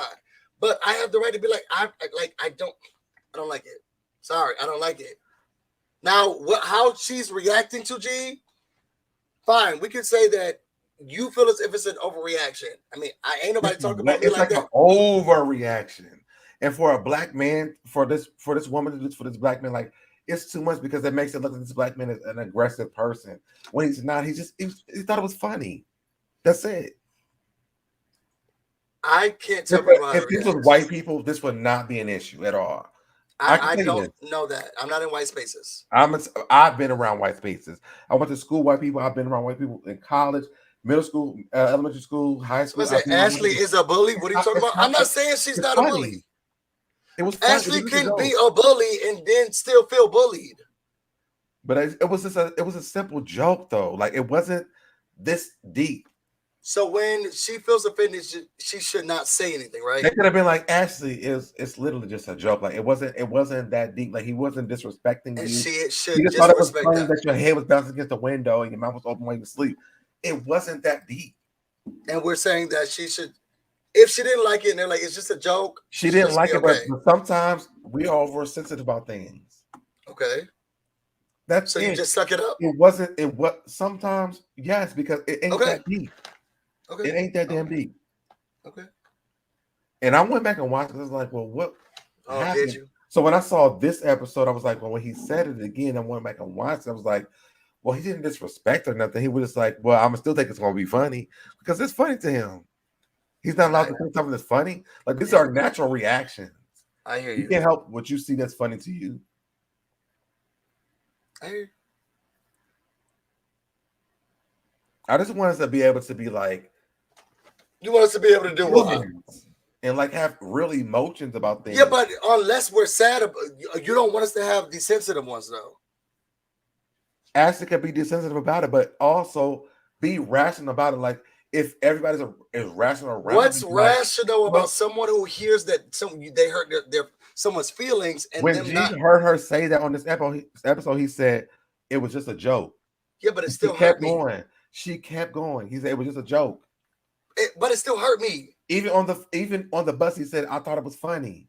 But it still hurt me. Okay, but then he stopped. And then she brought up this episode when he said, I could be asleep. Then she said something about Alzheimer's and whatever the other word she said. Like, it's like, how far are we going to go for a little joke? Like, it ain't that deep. First of all, I really don't. So I could understand where Mia and, well, I don't think G wasn't offended by it, but Mia was offended by it. Where she was like, wait, are we not talking about, like, do you not even know what I'm talking about? When she said that stuff, it was almost like he had no idea any of the stuff that had happened. They were drinking and having a good time. That has nothing to do with me. I'm now Maybe talking to you about the next day. So that's logical that because he was drinking that day, he's old. He's an old man. So could I say, oh wait, what are you drunk? Can you not remember? That's not what she said. She said he had Alzheimer's. What would have been better? You can't remember. We literally just got off that bus. What's going on here? This was a whole nother day. What's happening here? Memory loss? What she could have said was, "This is what happened." And he said, "What bus? What are you talking about? What joke?" I never said, what are you talking about? It was a whole nother day, Busy. Okay.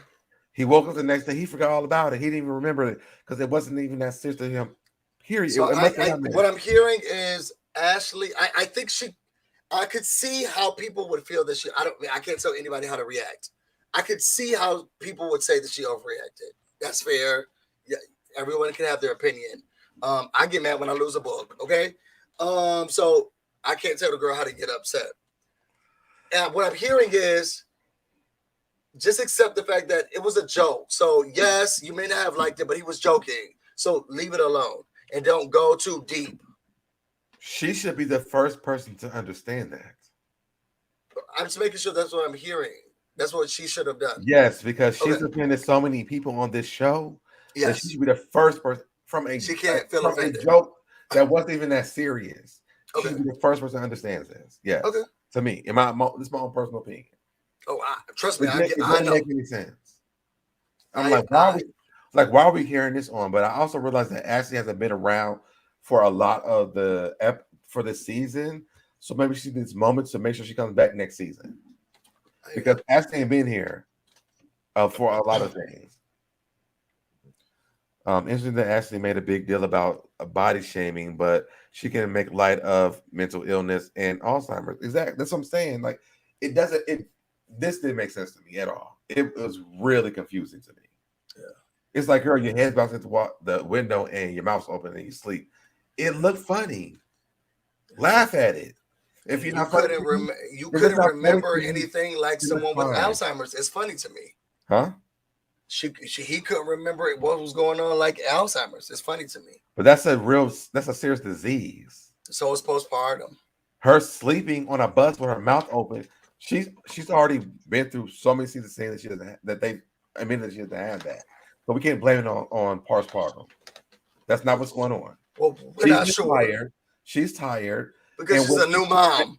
And if she should have stayed at home and got rest because they didn't force her to go on these trips with them. She chose to do that. To get offended by G. No, she chose to go on trips with these women. Even if she went on the trip, if she felt tired, she could have stayed at home. Or on the in the room. I think we're beating a dead horse. You're ignorant and I'm listening. Oh. So now that we got that covered, no, it's not. How's your champagne? How's your champagne? Y'all, remember the after show was at my house. Yes, and her being being called a wide body. You thought it was funny? Sure was. But her sleeping on a bus is not fun. Like I don't get it. I'm not saying that Ashley can't be mad at it being called wide body because I don't get it, bro. Baby, that could. If I was pregnant, I would be upset too. So I'm not saying that she shouldn't be mad. I'm not invalidating her feelings by also saying that it's funny. If I said, girl, I did think it was funny, but you thought it was cute when Candace called her. What was it? I thought that it was funny. You brought your wide body ass, okay? I thought it was that's funny. actually something that happened for her pregnancy.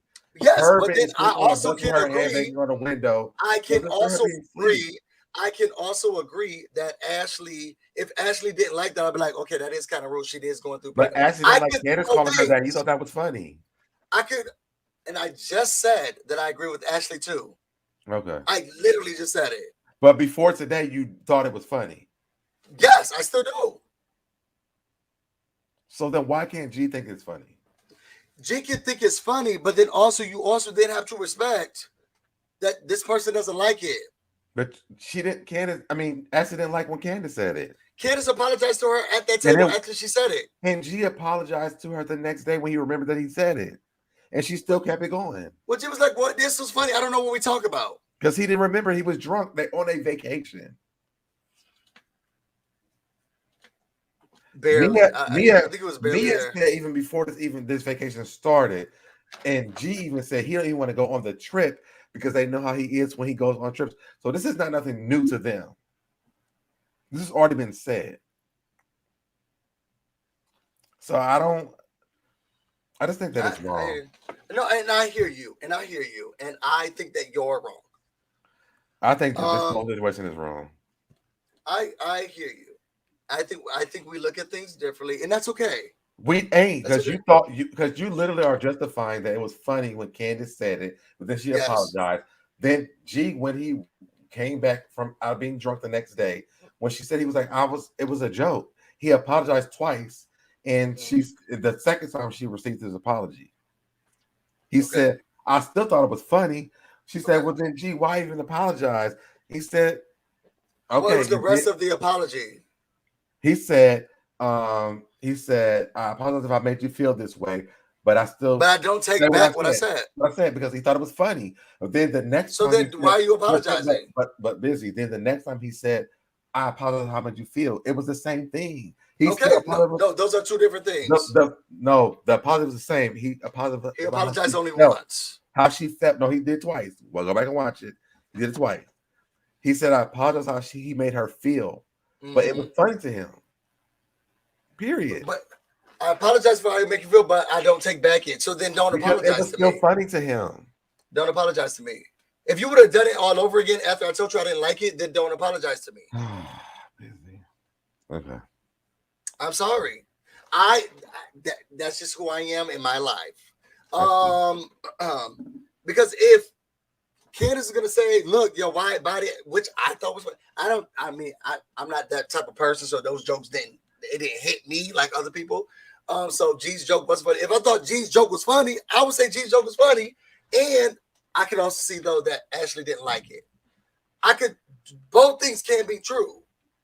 But if you want to say, well, then, but I thought it was funny and I'm not going to apologize for it, then stay in that. Don't say, oh, I'm sorry about how it makes you feel, but I'll say it again. Then don't say I'm sorry to me. G is old. People laugh at different things. Ha ha ha. OMG. LOL. He probably was caught staring at her. LOL. Oh my God. I think what's Let's interesting move right on. now is Let's move on. What happened next? What happened next is that Karen gets out of a cake. Yet again. This is like the beginning of the damn episode. Yeah, because you don't know how to stop. No. Okay, yeah, go ahead. I'm okay with just letting you be okay with it, but you're like, no, I need you to understand. I do. I'll be one of you. Somebody said you should go on tour. No, y'all be there all day. Y'all would be there all day. And y'all don't love me if y'all would ask for that. I have headaches after this. So you do? Yes. You've been stressing me out. Why do you get stressed? I don't get stressed. Well, I know. I am very good at, you know what, just go ahead. Some things you can't change. Hold on, my brother's looking at me.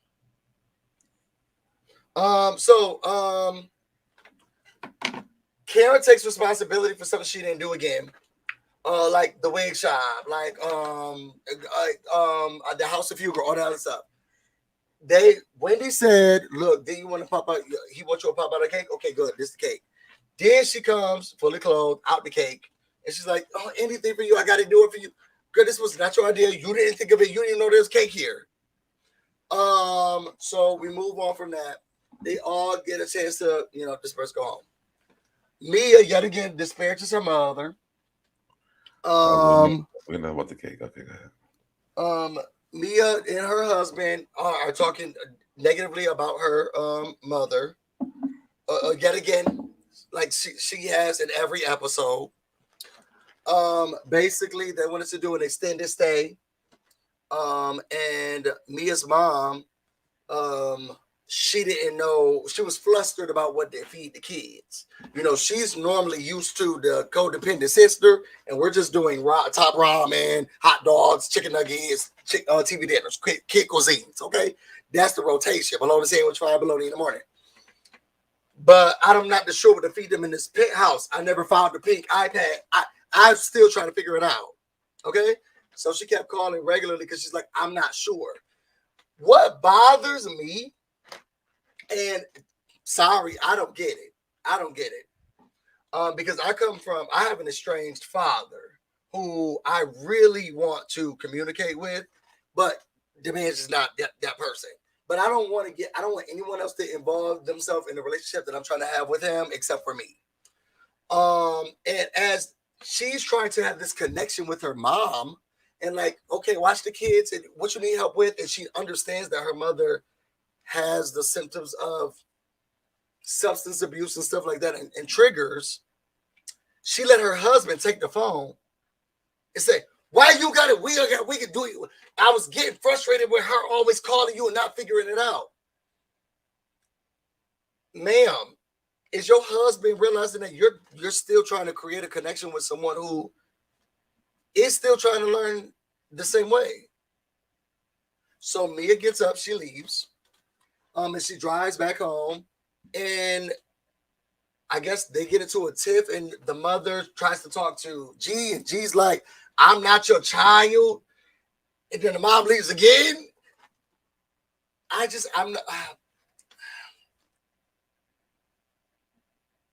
not sure if Mia truly is trying to have a connection, a relationship with her mom.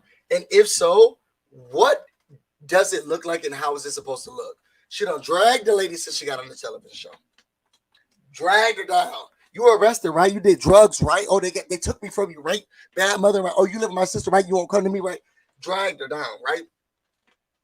Then after crying down, over cry legs about her mom, the next scene she says, "Yeah, I didn't like that she did that. This would be she let her husband say, hey, I don't feel comfortable her watching the kids anymore. Right.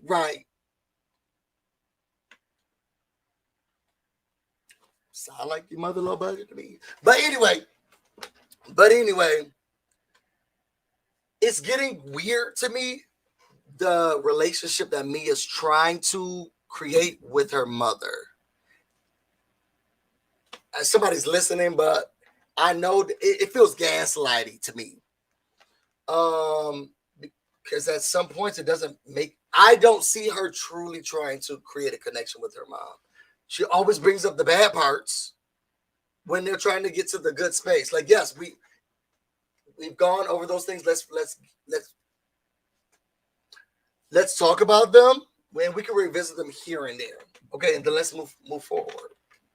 And sometimes it feels like she is just going to live there, and then she's gonna let everybody else talk about her too, and then she's gonna tell the world about her as well.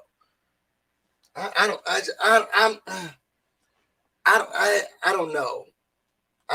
And from my experience, if I was trying to make a connection with my father, I don't know if I would be doing it in the way that Mia's doing it. And then if I'm truly just trying to connect with them, I don't think that I would allow anyone else to come in between that. They ain't hurting.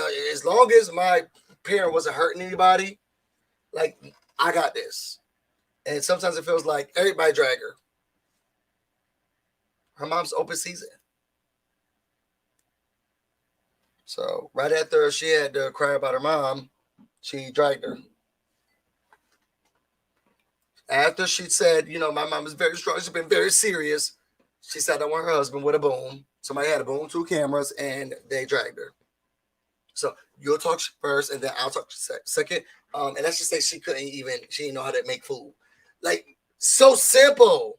And then just like Wendy's mother, which we'll get to later, I'm not listening to this. Somebody get up and go. But no, it can't be. I'm frustrated. Let me call the Uber and go. It could be. She's left so many times. And I don't want my children. You're dragging your mom. Because now you're placing your childhood trauma onto your children and their experience to her, because she don't like the fact that your husband yelled at her and y'all not helping her out. If y'all would have just had the sandwiches already prepared, I would have known what to give these kids. But no, y'all didn't have that. So I had to keep calling you over and over again. And he still want to know if he can get on an iPad.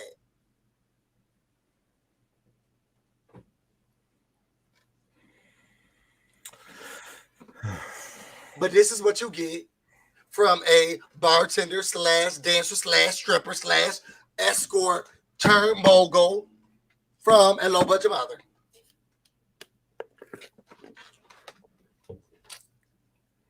Do you have any thoughts about that scene? What happened next? So what happened after that was that then we get to Wendy. She's having her I'm not talking about Ashley trying to dance for the Crips keeper. That's a no. So y'all, that was did what? No, Ashley did dance for. She did the same scene she did before. She went to therapy. Yeah, and it really looked like she just went to a She could have gone to a randomizer online chat and they would have gave her the same thing. Just go to one of those things online, click the button, Zulu or whatever the kids go to nowadays. Just talk to a random person. Hey, I think I'm having these issues, because the lady didn't get no advice. Okay, really didn't, because it's clear that he's doing some extracurricular stuff, and the lady's like, you should just believe him unless she's getting from him or getting paid. Because I thought it was really weird when that lady said, you should believe him. He's telling him maybe he doesn't want it anymore. I was thinking, girl, you need a new therapist or a new counselor, because she's either sleeping with him or getting paid by him. Because ain't no way that you could say that to her and she's like, no, you should believe him. Just stop trying to have sex with him. You stop trying to do the thing with him. Girl. Yes, DT. Girl, because we know where he really wants to go. You see how she had to shut him up when he started talking about wine. The whole time he's been so quiet. Oh, I like the toilet. You You look really sexy today. Nice thing. Soon as they got wine out his mouth. Oh, I love him. He's so great. You never had to do it. He's so excited. I know. Let's go in the room. He's so excited. The man, she had to get up to stop him from talking because he was about to say what he said to Robyn the last time. So we're gonna skip that. But y'all not fooling nobody. And Ashley, it's getting old, girl. It's getting old. Okay. I mean, she's gonna get her check at this point, so it doesn't. It's giving me friend of the show, tease. It's giving me friend of the show. It's giving me friend of the show, Ashley. It's giving me friend of the show. You do just enough to be a housewife. Because I will say the girl had a baby, breast milk and all. She went down to Chesapeake, caused chaos, and came right back. You do give enough to be on the show, but right now, these independent scenes, I'm getting bored. You did we back on? Did we skip the invitation part? Oh, we haven't gotten there yet. Invitations? We haven't gotten there yet. So, but Ashley, I'm getting bored. So then we get to Wendy. She's with her parents. She's getting her photo shoot. I think it's a family affair. She said that Eddie figured everything else out. I want that type of relationship. Like these are my goals. Make it happen. And I'll be at the photo shoot when you need me. So she's taking photos with her mom, and I have definitely gone to school. I went to Howard University, and shout out to the Howard University Blackburn protest. Y'all got this. But I will say that I hear the same story all the time. You're gonna be a doctor, you're gonna be and you're gonna go into engineering, or you can be like a lawyer. But what you're not gonna be is regular. Okay? Or that is the regular. And I've heard that from so many of my classmates and friends. So when Wendy's trying to explain her experience to her mom, I don't know, it was kind of crazy because we've seen her even her mother act that way. Like I think I'm gonna be done with this school stuff. Like I did the doctor thing already. No, you stay where you are. God, see, but you're doing the same thing that you're saying that I am saying that you didn't do. I told you I didn't want to do it. You made me do it. I didn't make you do anything. But then when I tell you I don't want to do it anymore, you're like, you stay where you are. Should I do it or should I not do it? Or do you think you're influencing or not? So I thought that was weird. I thought it was weird that they were having this conversation right in front of the whole camera crew. Talk about low budget. I think Wendy did it on purpose because they were all from, I think the other guys are from Africa or something like that, right? I think just the cameraman. I'm not sure about the host crew. Yeah, I think she was trying to compare to say, look, mom, like this is what y'all do. This man is an engineer, but he's a damn cameraman now. Let me make my candles. I want to make candles because this is what he was, but now he's making candles. Can I please make candles? She don't care about that. The mom did not care about that. The mom said, are you not that she was a doctor? Yeah, basically disrespecting him. Where's my Uber? Where's my Uber? I didn't like that. Where is the bitch? Where's my scooter? It's her. The pride is, and it was hard to invalidate her feelings on this, which was you cannot judge. Parenting is not easy, so you can't judge the process. You can only judge the outcome. And look who I raised. You're an amazing woman, but I also have been a child before, and I could say at times I didn't like the process. So even though I turned out well, does not mean that you did the process well. Right. And I don't think that her mother wanted to hear that. Because her thing is, I know I did my thing because look who you are. And I'm not going to hear this from you because they said, I never say I'm sorry. I come home, I hold you. I say, I'm so sorry. Girl, you've never done, girl. Whose children were you doing that to? Because it was never in our house. It never happened. And she said, look, I got to go. What I'm not going to be, my picture's over. I think what was funny is that she stood up in front of everybody. And but like, you in the shoot. You know, I talked about that too. Like my mom never saying I'm sorry or nothing, like apologizing. But I didn't realize that that's like something happens in a lot of people's lives though. Saying I'm sorry? Yeah. Oh, what? It's been a real struggle for me in my real life, like it has been. Yeah, you're fighting the sorry. Well, no, I mean, I've learned, from my last relationship, but when Wendy and her mom were talking about today, yesterday, I was like, wow, this is something that's like not, this is normal. Like, there's other people who have actually experienced this. Her mom was like, I said it. My mom said the same thing. I'm like, But you haven't. But what Wendy did was say, when did you I say it? never got that, and I didn't like not Yeah. getting it, so I apologized to my children, But which is normally how it happens. I think that Wendy has learned. I think Wendy learned, how to say it though. I think that in my life, like I never even learned to say it until my relationship. I think maybe Wendy learned it in her relationship too. But I think that this is something that's really big. Maybe a lot of Black people have experienced this because I always talk about it. Like I talk about it a lot. So when I saw it on Potomac, I was like, wow, like I'm the only person who's been through this. Yeah. So I really like connected with this story for this because I'm like,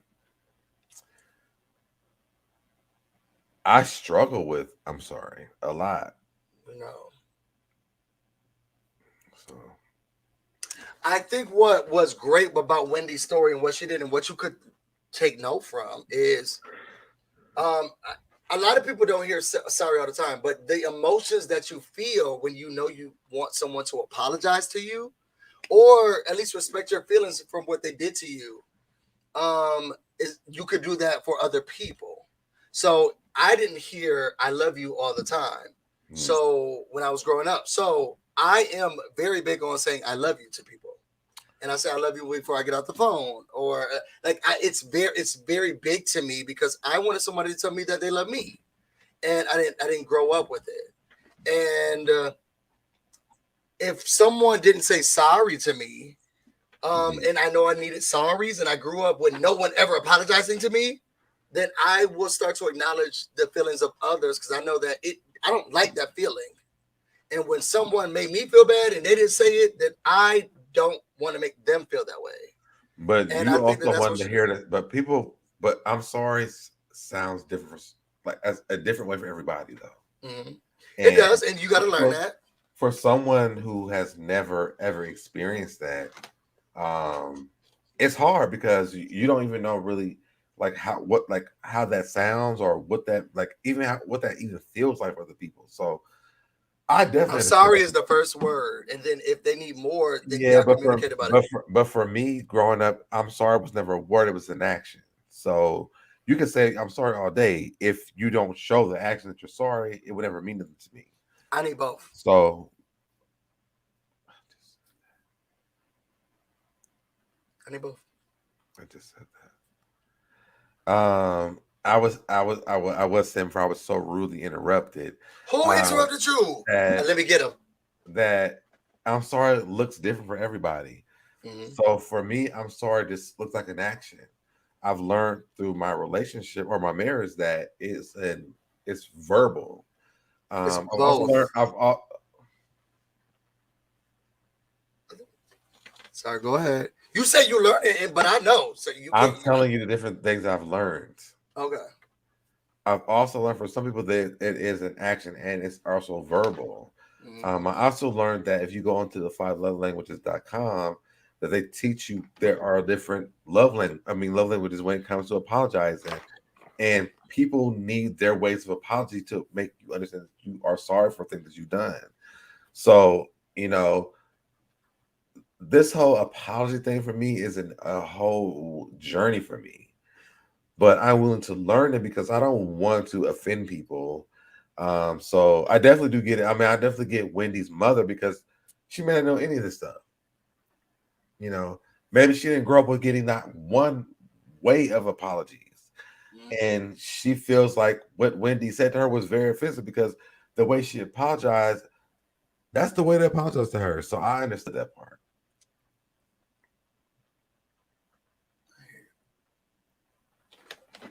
What do you say? You a goddamn lie. Prosperity Thick Girl says so. Mia should get over childhood trauma, but Ashley shouldn't get over G talking about her being sleep because. No, I don't think that Mia should get over her childhood trauma. Did I say Mia should get over her childhood trauma? Basically. No, it's gonna scar you for a long time. She's dragging her mom. This is the problem. The problem ain't the You fact can that have childhood trauma and then continuously dragging your parent are two different things. Especially if you're saying, I want a connection with you. Mm-hmm. Bitch, where? Like, where? Like, show me where, because, yeah, I know I hurt you, so let's try to do this thing. But every time she get on the channel, I mean, every time she get on the in the seat, yeah, she was crackhead, she was arrested, she left me, but then you cry, oh, she's so much bigger than that. Are we sure? Because we learn from you all these things, and you drag her every chance you get. She doesn't have to get over her childhood trauma. If she's saying she's working on it with her mother, work on it with her. Every time I see her talk about her, she's dragging her. And it's questionable if she's trying to form a relationship with her. Let's move on to Gizelle and her children. This was really good to me because we almost have to do this so long. Gizelle has always been Gizelle's never been one of my faves. She's someone on the show and she does her job. And I can respect her for that. Mm-hmm. I think that where I saw her differently it was at this point. Gizelle's out with her daughters, and I know y'all not gonna like it, but I just want a little bit more of their family dynamics. I would love it. I felt like in early Real House over the later stages, I want to spin off of this then. Their family dynamic. I'm not saying Gizelle. I'm saying the cast. No, I want to spin off of Gizelle, her daughters. I do. I wouldn't want to see that. I would love it. But I feel like we got so much more family dynamic and how their family dynamic played into the group in early seasons of like Atlanta and Potomac. And I do feel like sometimes it's become more surface with their problems because we're not seeing a lot of their actual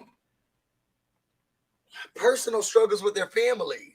So if something's striking a nerve with me in my personal relationship, like my boyfriend or my husband calling me this, and now I'm in a group dynamic, and one of the girls call me it, and people are like, calm down, you being so y'all don't know that because y'all not a part of the whole group. Like, I just want more family dynamic, family aspects, so that I can get a full picture of who these people are and why they act that way in their group.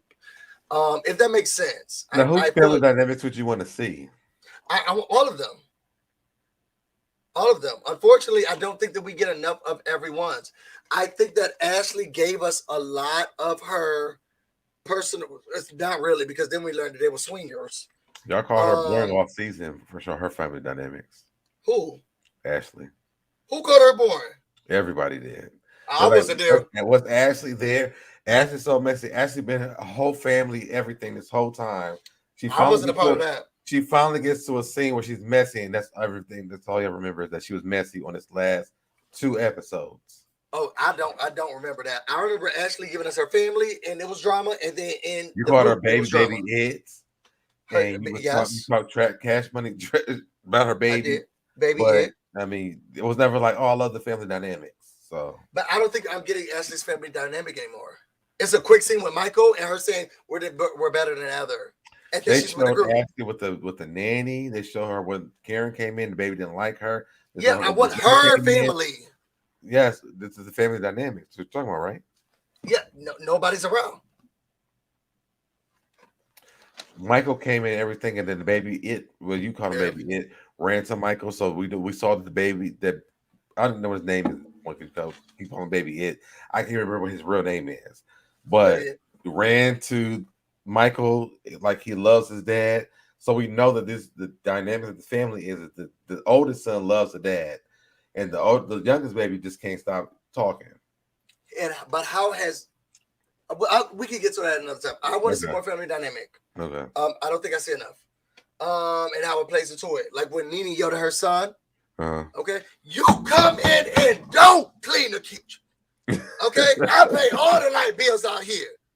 Okay, you go outside and don't take your brother nowhere. You come in, I cook, you don't clean, and you said I'll be her or you.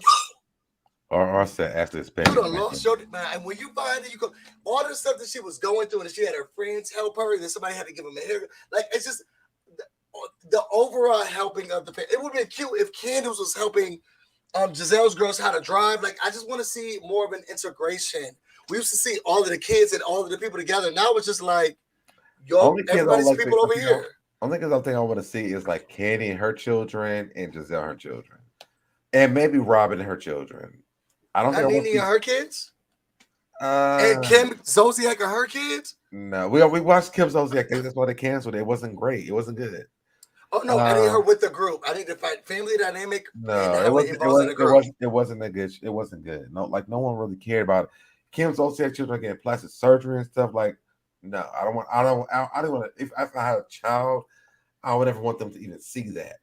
I think I would want to watch Candy and her children to see how a mother not being there all the time would like be effective. I think that watching even Ashley and Michael trying to figure out what parenthood is, maybe honestly, Gizelle, her daughters, I would love to see a show of them because they are like teaching Gizelle how to be a mother. And I don't think they're teaching her how to be a mother. She's already a mom. But they're teaching her how to be a mom to them, though. Because they're teaching her how to be more heart-centered. I think I'm saying this. Is it me or is it you? No, it's me. Okay, well, let me know when I can talk. Go ahead. Am I ready to talk? You sure? You have permission? Okay. I would like to see Gizelle because I feel like they're teaching her how to be a mother, especially when there are young women growing up trying to have healthy relationships. I think that's very interesting because with this episode, we learned some things about Gizelle and them and something that Gizelle didn't even know. And I thought that was very interesting. What? That they don't know what a relationship looks like. Oh, okay. And so, and even before this, like them just like giving her advice about her dating life, like they're very aware of, they're more aware of her dating life than she is. And I think that it's really amazing to watch them grow up and you think they're more aware than she is? Oh, absolutely. Absolutely. I don't think that. They're very aware about what if they can sit there and say that I don't even know how to date because watching y'all, they didn't look at anyone else's relationships. Yeah. They looked at their parents' relationship. That doesn't make them more aware. Say what you want to say. Go ahead. Well, sorry. I didn't think that made them more aware. I can't say. Go ahead. Say what you're saying. You get a little combative, Wendy. Oh no, I was just trying to let you go. What you saying? Because I didn't think that meant that they knew more. But go ahead. No, go ahead. Say what you want to say, so I can say what I want to say. I was feeling like, and I can see where you're going. Mm-hmm. I don't feel like they are more knowledgeable and they're teaching her how to be a mom. I think that Gizelle has gotten to a point in her life, and she's older now. And even my mom, I'm like, girl, where your man at when you gonna get a man? Because I did lose my mom's late husband, and it's like I don't want you to die alone, girl. Like where your man at? And when you're raised by someone who's like, yo, I got this, I don't need any of that stuff. And and my mother, she wasn't the gentlest. She's not gonna hug you. She's not gonna love you and stuff like. She's not that person, and she don't care about a lot of stuff. Okay, it's just not important. To me, it could be frustrating because like I just want to see what real love's supposed to look like, and I don't want you to be alone. But I think that Gizelle is confident that I know the people are saying I want a man, but I mean I should get a man, but I also see value in myself. And right now, let me just pick and choose who I want when I want to do it, and then I'll just live life. But I didn't realize that it could be affecting my daughters. But I still have to live life the way I want. I want no man.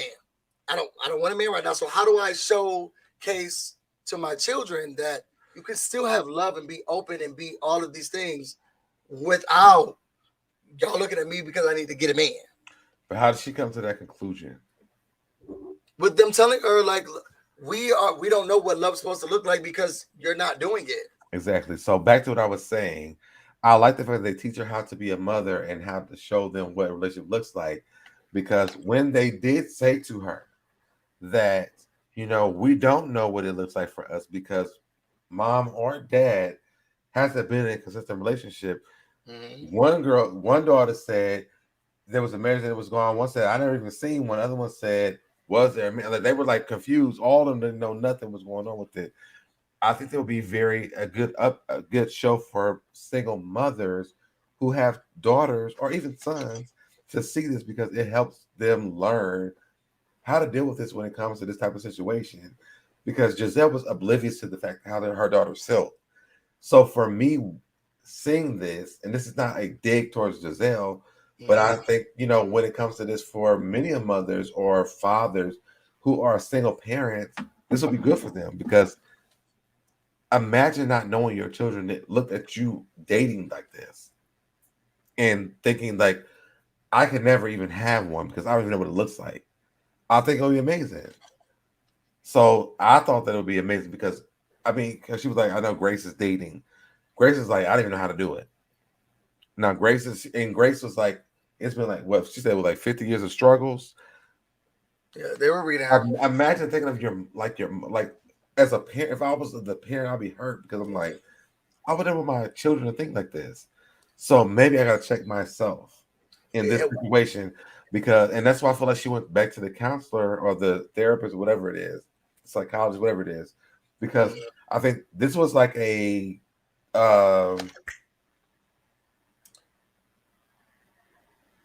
you got it. It's on the tip of your tongue. Eye opener, revelation. Yeah, eye opener for her because maybe she thought she was protecting herself, but it was also not really giving her daughters what they needed. And I can even relate to Gizelle because I feel like I feel that same way. Like, I feel like, I want this, but I don't want nobody to control me. I've been in that situation before. So I want everything but the controlling me part. And so when she talked to the counselor, this is why I'm saying what I'm saying. That's not a partnership. Right. But I think the way that Gizelle thinks with it, I probably think too, is that in the relationship I've been in, that's what it was. So thank God I don't have any kids because I would hate for my kids to feel like that's what a relationship looks like for me. So I think that them having a show together will be amazing because how many other kids feel like that? A lot. It's a lot of stress. I don't want Gizelle to have to go through that. It's a lot of stress. But she's already. I can only imagine. I think she has the opportunity to actually show something different. I think she should take notes from what people are going to watch this season, and actually show how to change this narrative now that she knows that her daughters feel like this because she's not the only person who feels like that. I think I put off being a parent way longer because of I felt that same way.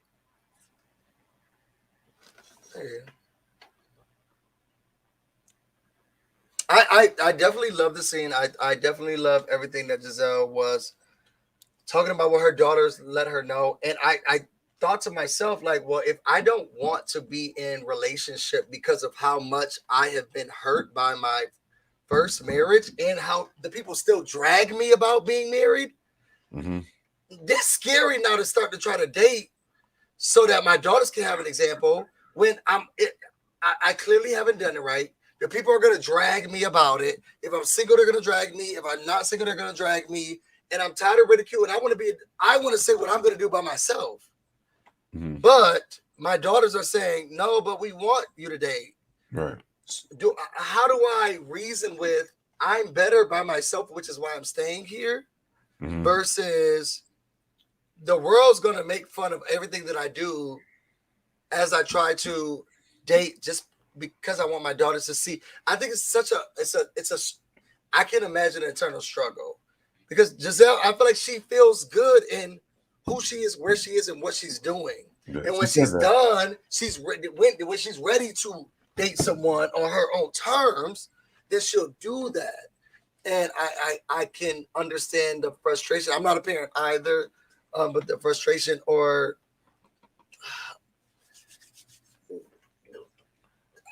where do you go or what do you do when you know you don't want to do this and your children are looking for something they'll be doing in the future that they want to look to you as an example? I don't want a relationship, but my children want to see me in relationship to learn relationship.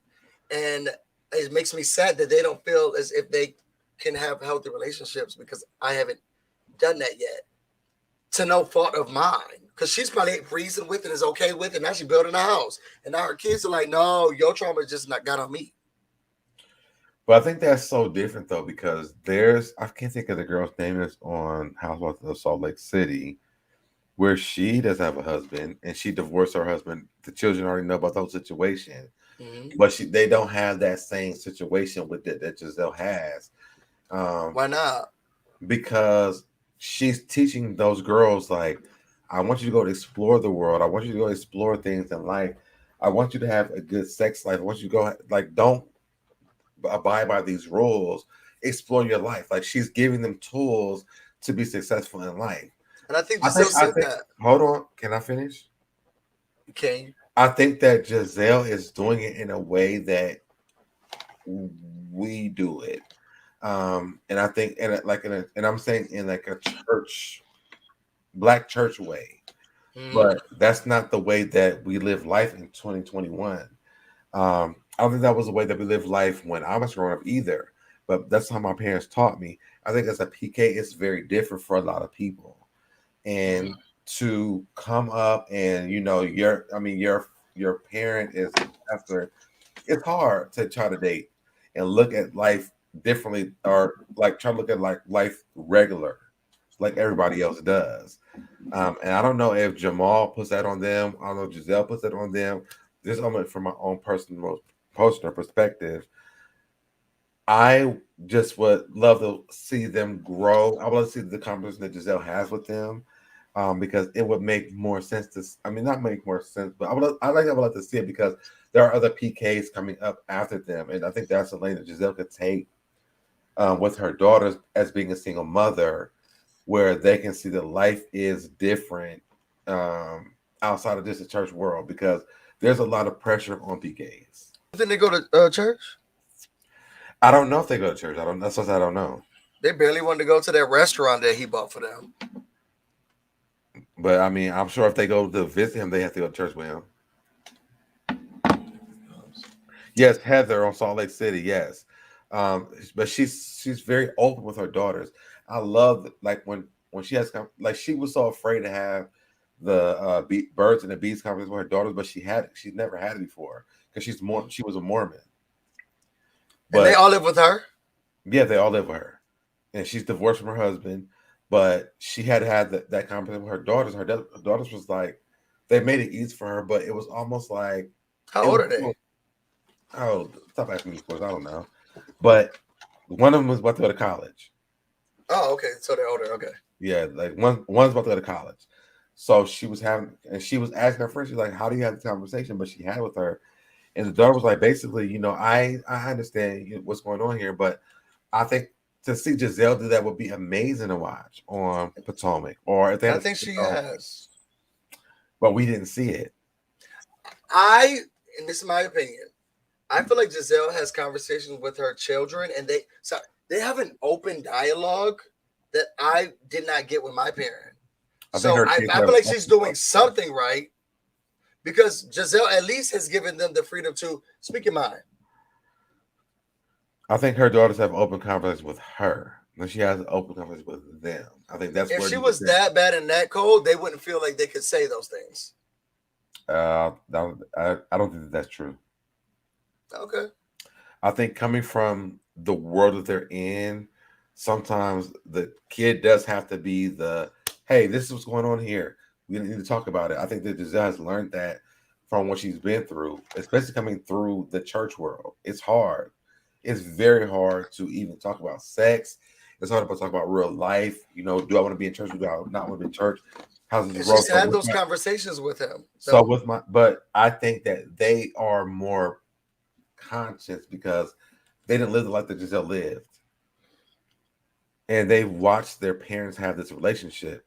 And if you watch Potomac, you watch them have these conversations with her. Mm-hmm. She doesn't have them with them; they have it with her. But she starts it with them. But then they have the real conversation with her. Like I could never. I could have never done it with my mother. What they do with Gizelle.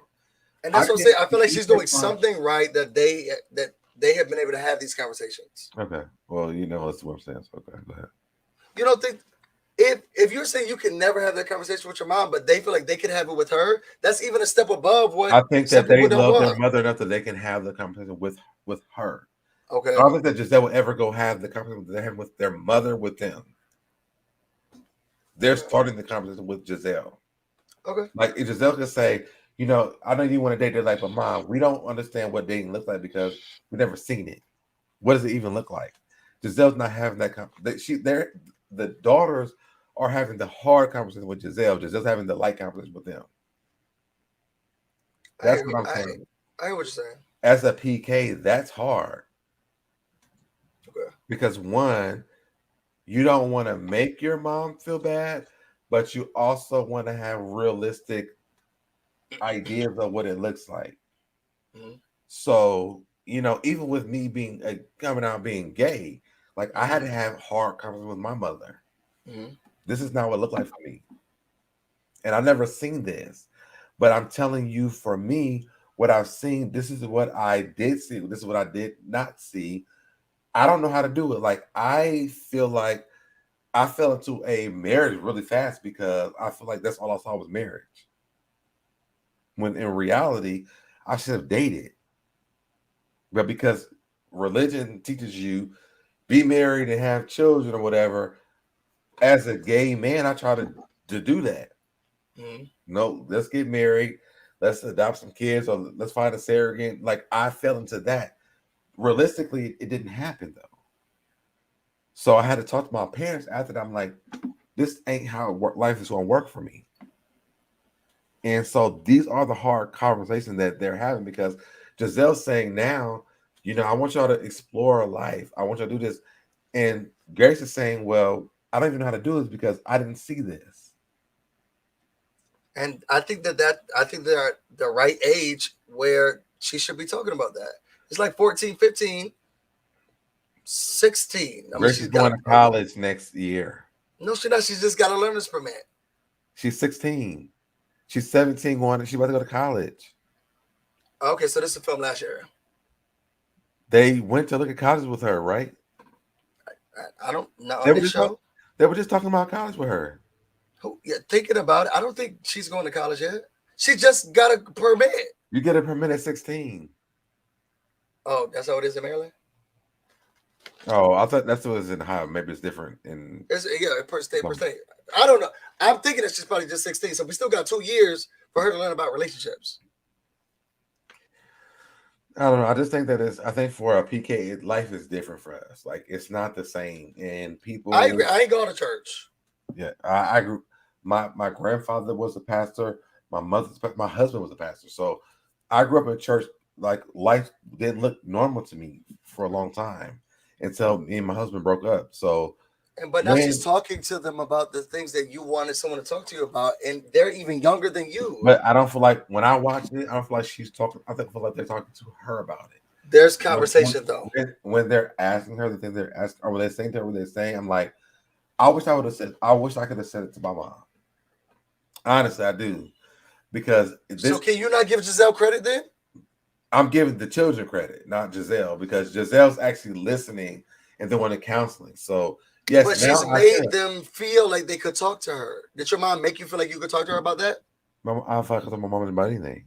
So then, but Gizelle's kids thinks that they can because Gizelle has opened the door. But we have a different dynamic because my parents were married, though. You just don't want to give Gizelle anything. I just gave Gizelle credit. On what? I said that I feel like Gizelle. Like I don't know if I want the whole thing. I want to have a husband, but I don't want to answer to nobody. I just said that before we got into the children part. What's the credit? The credit is I feel like her because I feel like we're very similar in that aspect because I understand that we've been married before and now we're out of a marriage. I don't know if I want to go back into something where I feel like I have to be controlled by somebody. It's not I understand that. That's relatability. I understand that. That's credit. I'm not raising children, so I can't do that part. But as a child of a parent that's a PK, I can understand where her kids are coming from. You just don't want to receive what I'm saying. I received it. Trust me, I received it very well. I'm coming from two different perspectives, but I've lived both lives. So, as the I've only PK lived one. and a person that was married to a pastor, and Mhm. so I know both sides. Yeah. I'm going to give Gizelle credit because there's a lot of people who can't talk to their parents, and I can agree to that. these children feel as if it's going to be harsh or not. I'm going to talk to her. Don't wear that or do it. There's some parents who are like, I put this on. I'm about to go out. Y'all not going out. Y'all like this? And you better say yes.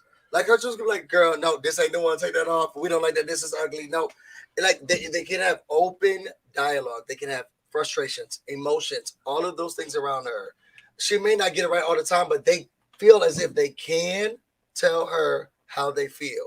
And for that, I have to give her credit because there's a lot of people, there's a lot of parents who don't make their children feel comfortable expressing themselves. And she gives them the opportunity to express themselves. And I will always feel happy for that.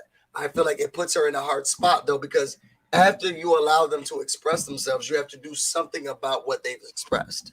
And as a parent, it's my job to figure out how do I fix what you've told me. And I think that's what she struggles with. Thank you, Afro Queen. As a PK, I understand completely where SoDeb is coming from. Thank you so much. Come on, PKs. I don't think that people understand. I'm like, I don't even know why I'm what people do. Afro Queen. I know why I'm about to get emotional about this because it's really like it's a hard place to be in because you are expected to do so much and be so much of a person that you didn't even expect to be.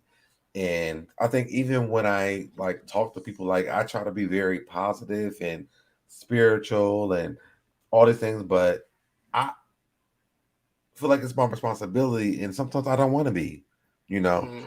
But I also feel like I wish I could be Grace and talk to my mom the way that Grace talks to her mother. I wish that I have the opportunity that they have. Like, it's different. Because I don't think that they're PK kids. I don't know if they look at themselves as PK kids. Jamal's still the pastor. And they don't go near by Atlanta. No, they still are. They still are his children. Like they still are. Yeah, but I don't think that they still abide by those rules. But I think that they see their mother sitting on the sidelines, not really. And I think when it comes to Gizelle, like I feel the Virgo part of Gizelle. So it's like, I mean, you're shut off. Like Gizelle said something today that made sense. I mean, yesterday that made sense to me.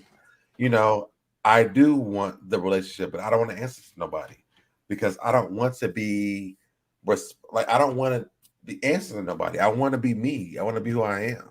Yeah, I don't feel like they think they're pastors' kids. All these things, no, but there's two different. For me, there's two different things happening for me. That's what I'm saying. Okay. There's the pastor's kid, and then there's Gizelle as the pastor's wife. I don't think they think they're pastors' kids, though. They know that their dad's a pastor, but they don't live a pastor's kid's life. They don't even like to go to Atlanta where his church is. But they still go. Periodically. They still have that responsibility, whether they don't live with him or not.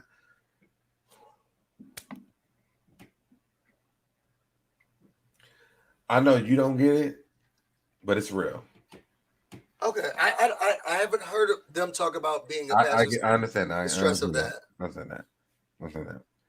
But it's real though, because they have expectations that you cannot imagine what they are. Yeah. I've heard that, and maybe Gizelle doesn't put it on the show so that they don't have to be put in that light.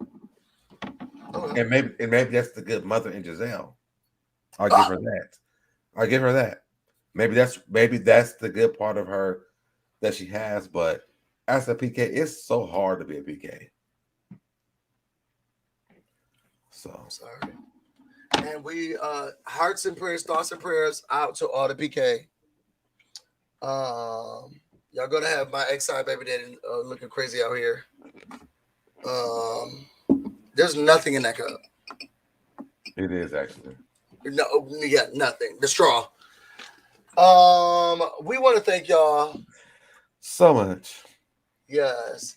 If you want to be a part of the hive and be a part of my tribe, just tell them where they can find you, please. Thank you. Oops, I removed you now. Y'all, wasn't that exhausting? I know. So we all need a therapy after this, but that's okay.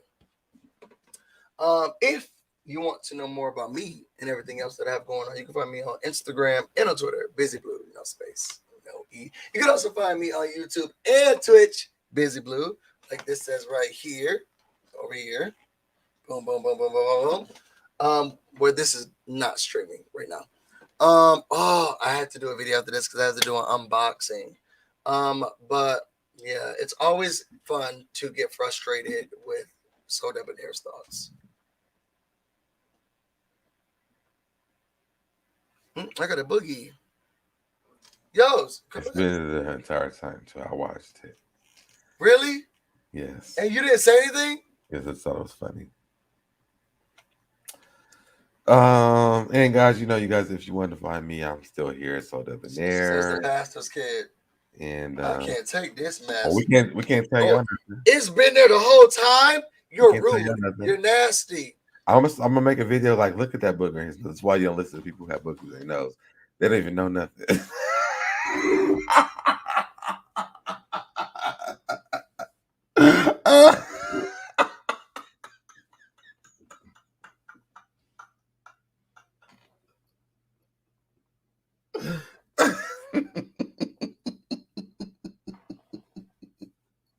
Did you really cut this off?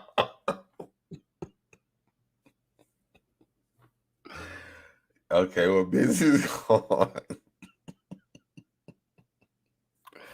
I really didn't see it the entire time.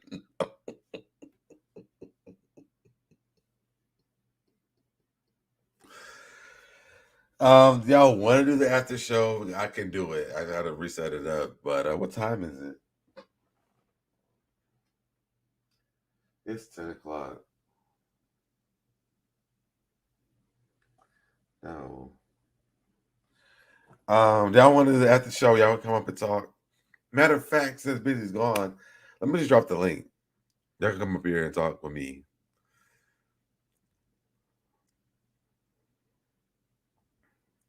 This is gonna be the after show. I just dropped the link since Busy's gone. Y'all want to come up and let's talk? What did y'all feel about the episodes? Let's have a conversation. I really did not see him having to put it out.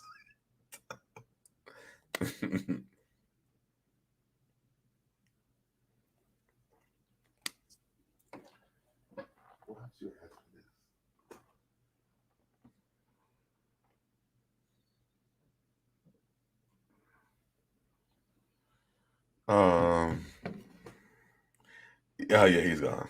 He's gone. He clicked himself off, so he's gone. If he comes back. But if y'all want to come up and talk about Potomac, y'all can definitely come up. This is gonna be the after show. Ain't no reason for me to make another live, so.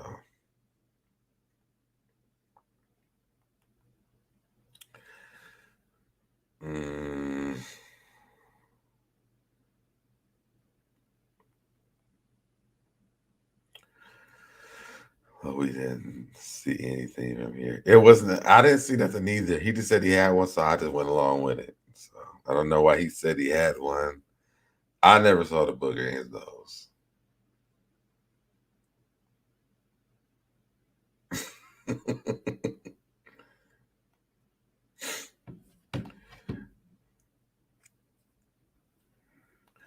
Not camera ready.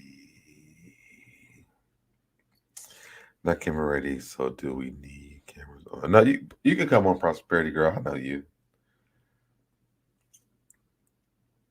Yes, he is gone, Miss Ree. I think he did it on purpose.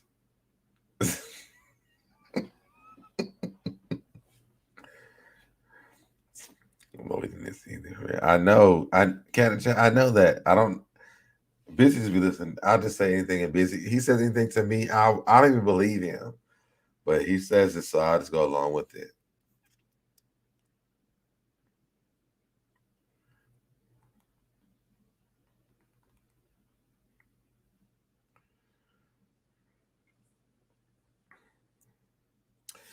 I give y'all like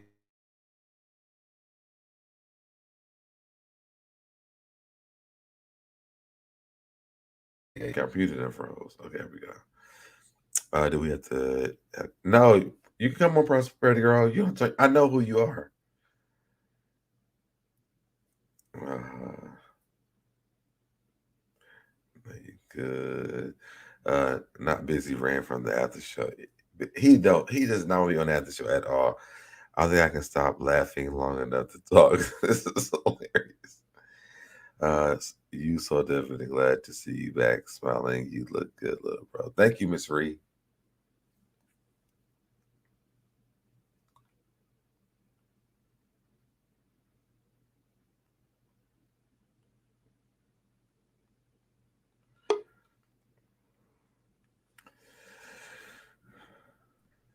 Hey, hey, hey.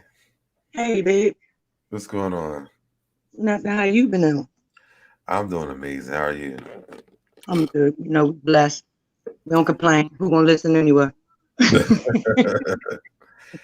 What you got? What you got to say about tonight's episode? I am with you 100%. Ashley did way too much. How can you be so messy? Talk about everybody in the world, Mm, but then say, I'm a new mother. If you're such a new mother, stop spending all your time being so messy and go to sleep. right, How about that? You could have stayed at the house and went to sleep while they went out if you were so damn tired. She blew right, that all the way out of proportion for me. I've been a new mother more than once, and it's right. not that damn hard that somebody woke you up out of a sleep that you just went into. Get out of here, girl. But Candace would have been wrong if she would have said something. And I'm not even a Candace fan. Me either. But you're absolutely right. You're absolutely right. All time thing. She was wrong. She shouldn't have said it. If Candace would have said that, it would have been a problem. They pick and choose who they want to be offended by and who they don't want to be offended by.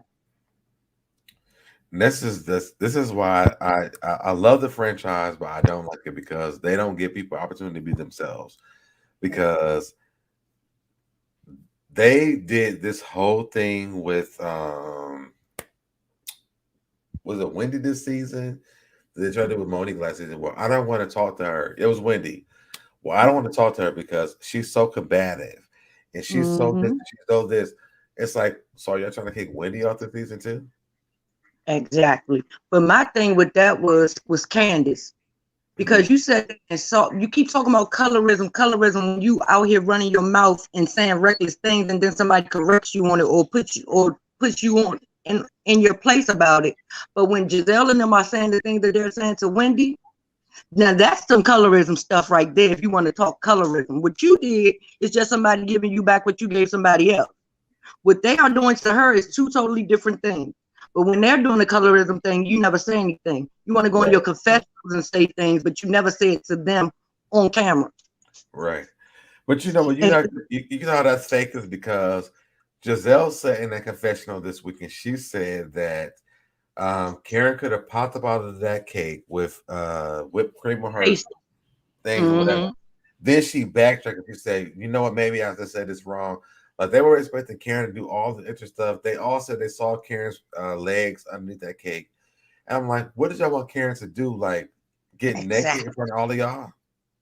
Exactly. And even after they saw the episode, because on the after show, even after seeing the episode, they knew Wendy had put that together. So Yeah. how would Karen be able to change clothes and do She all had this? She didn't do that herself. It was a she surprise had no to her as idea. real.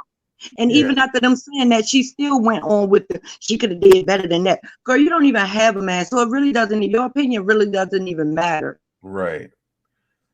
It's like y'all don't want to acknowledge any of the facts. You just want to just talk Exactly. And shit about it. Karen smashes them in the look department, in the body department, but y'all keep on trying to shame her. Y'all Right. keep being agents to her, and she Yeah. runs circles around you, around your neck, like your wrinkles do. Stop Very playing. true. Very true. Very true. I I mean, can't take the Karen green eye banshee. Karen got the body. Oh man, I want to pull up. So y'all know. So when they did the reunion pictures, I didn't even talk about this on my channel, but Ascala, Robyn, and Wendy all reposted and inboxed me on my Instagram for their looks on for the reunion? I didn't get to see Gizelle all. looked like a praise dancer. Who did? Giselle, she looked like Yes, she she about to did. break out in the praise dance. Yes, she did. I was But like, what is going on here? my favorite looks was Mia, Karen, Karen and and the Wendy scholar. and Scala. Mm-hmm. I love all four of them. Yeah, Candace. I don't. The way her outfit was, it was Hit the ill candy fitting. It was a shop. cute dress, but it was like ill fitted. Like she don't have enough up top to hold up that bustier part that it was. Who you talking about? Ashley looked it cute, but I thought what first of all, I have to shout out Ashley's outfit because Riley Knox made it. And yes, that's I the love reason why Raleigh. yes, I love Riley Knox. And I love Ashley's look. It didn't compare to the top four that I said, but I still loved it though. Mm-hmm. She Yeah, was it like was a nice look. if I did the top five, Ashley would number 5. Mm-hmm. Yeah, you But know I'm from Riley DC, so I love did an Raleigh Knox. amazing job on Ashley's dress. This was the best that Ashley ever looked at a reunion though. You ain't To lied. be honest. So And Riley Giselle did still her ain't got it justice. right. But you can tell that she's still friends with Monique because you know she did Monique's dress last season. Mm-hmm. She does Monique dress every season. Yeah. Yeah, because you know I'm from DC. I love me some Riley. I love Yeah. going to her. I like her shows and all that. Me too. I love Riley shows. So I I thought she love was when she be amazing for Beyonce. Ashley. And you know, she make her own costumes, and her costumes look exactly like Like everything that Beyonce. Beyonce wears. She Yep. makes it, and it looks just like she got it from her designer. Yep. She's very talented. Yep. Have you seen the trailer for Portia's new show? For whose show? Portia's. No, I haven't seen it yet. Yeah, oh my God, it's gonna be it's gonna be great TV. That thing look messy. It look like a messy train wreck, but I am here to watch it. But ain't it only three episodes? I have no idea. It's like she taking her whole family on a retreat. So they got things. I'm talking about they fighting. I'm gonna get my life. 3 episodes or 5. I'm gonna get my life. I want to see this. Did you know that they were trying to fire Andy? They're trying to fire Candy? Andy. Say it again. Andy. They're trying to fire Andy? Yes. I'm gonna send you the link. I'm gonna send you the link to the video. Okay, send me that.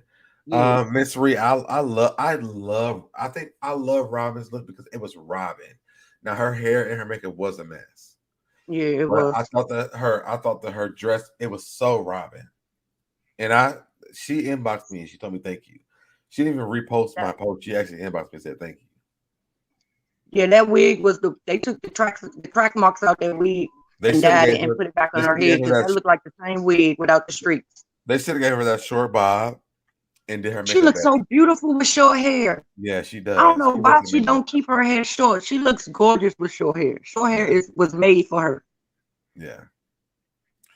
I heard Portia's trailer was good. Yeah, it was good. I can't wait to see it. Ashley's dress was good too, but she needed more accessories. Maybe that's what it was. The dress was bad. I love the dress, but maybe that's what it was. She needed more accessories. If the show is as good as the trailer, Portia needs to target for the party times. Yes, she does. I can agree with that. I agree with that. I think people will watch her too, as long as they watch Target for the Party. And they also was talking about the reason that she left RHOP because she had all these things that she didn't want the women to talk about. She didn't want Simon to have to do no confessional. She didn't want Simon to have to come on camera if he didn't want to. The women couldn't use the word scammer, gold diggers. It was a whole lot. I'm like, girl, who do you think you are? Do you think you NBC Universal?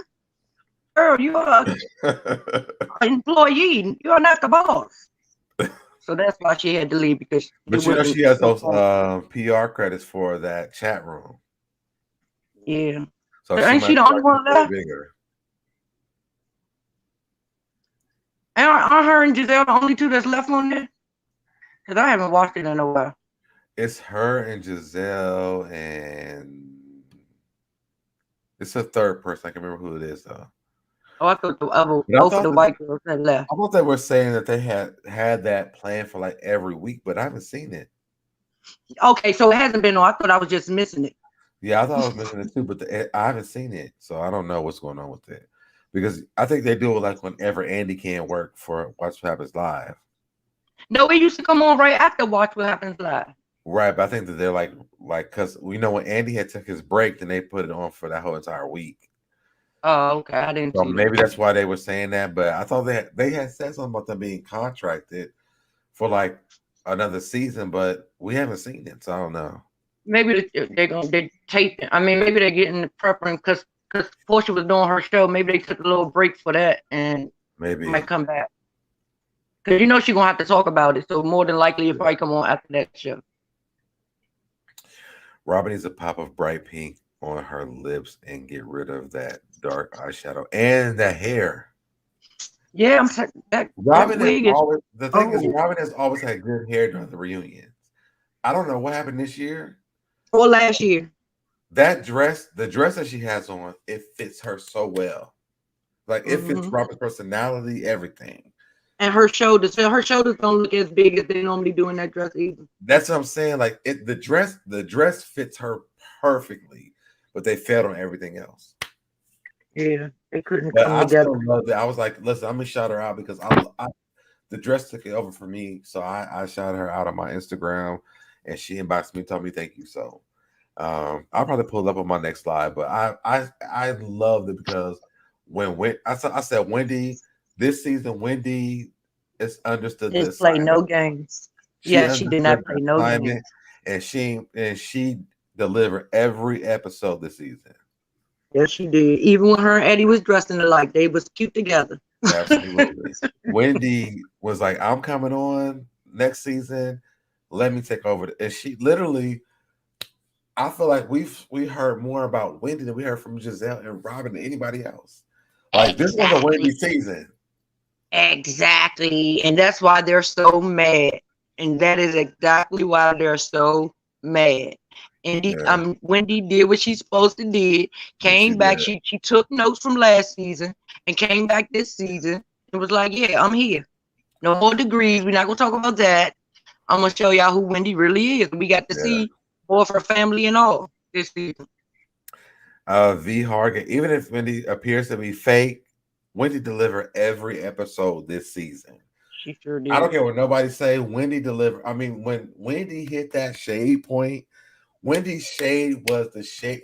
She beat Gizelle's shade. This is for me. Every chance she got, she beat all the shade from everybody on this season. For me, this season, I feel. And I wasn't even a Wendy fan last season. I wasn't. I hated Wendy last season. I hated her last season.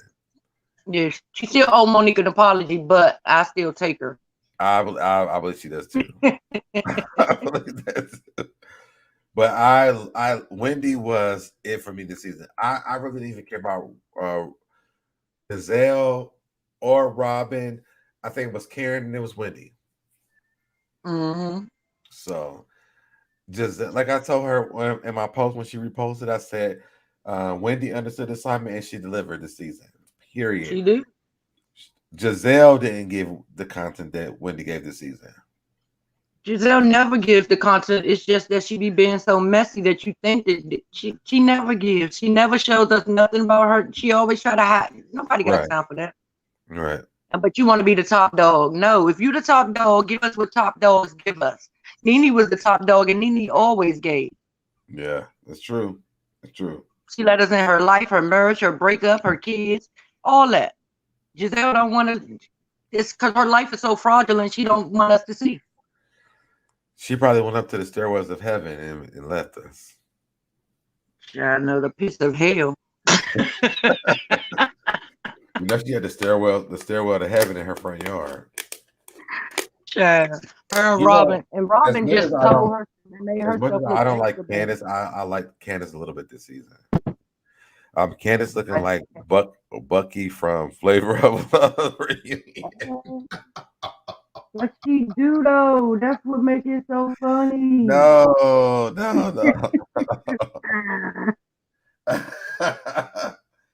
I like Candace this season. I mean, she had her bad moments, but I actually did like her this season.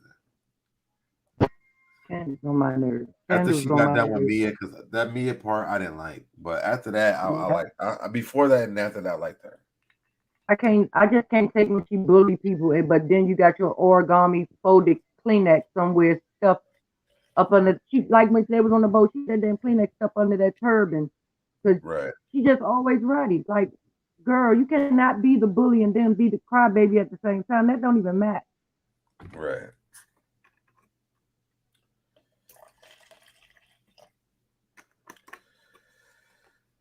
But I this think was this was pretty one of much a their filler best. episode. You could tell This it is was one of just their a best filler. seasons, though. Get us to next week. What'd you say? I said this was. You could tell this was just a filler episode just to get us to next week. This was one of their best seasons, though. Oh yes, it was. It was one of the best the seasons for the franchise. Yes. Karen's They reads always took us understand their through time the though. entire season. Yes. Shout out to Karen RHOP. Hughes because she took us through the entire season with the reads from Giselle's Hot Box to Sink. And I Karen's love when reads they were act like they amazing had this some season. sense. When they came together and stopped beefing, I'm like, thank you, because I got tired of seeing it. It's too much. When that was the best part of the daggone episode. When they were sitting on the van talking, I was like, why we can't get more of this? Every time y'all get together, it don't have to be a shit fest. Let's just have some fun. Let's have fun. Right. My big sis speaks said, I think Wendy is on guard and ready to pounce. She also is stunning, but they messed her up last season and she came back ready to fight. I don't think that they messed her up last season. I think she chose the wrong side. She allowed them to mess her up. I think she chose the wrong side last season because she didn't know what was going on. But now that she's on game and they would take her marriage, Wendy said, what we're not going to do is this. And so I think that I wish that they would have brought her on before Monique got on so that she understood what was going on with Monique. Because I think that they would have been good friends and we would have Monique still there too. Exactly. We Mermaid said I said that last week about Candace on another channel. Bucky Shay Johnson. That's hilarious because she do once you think about it. I never seen her like that till y'all just said that. Exactly. I never would see it. That's funny.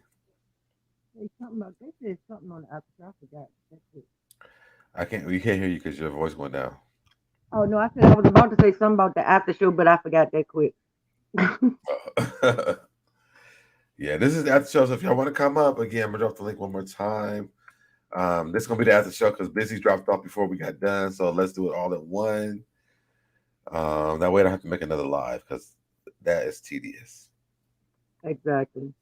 And you look like you are feeling good, so you might as well just keep it going. Yeah.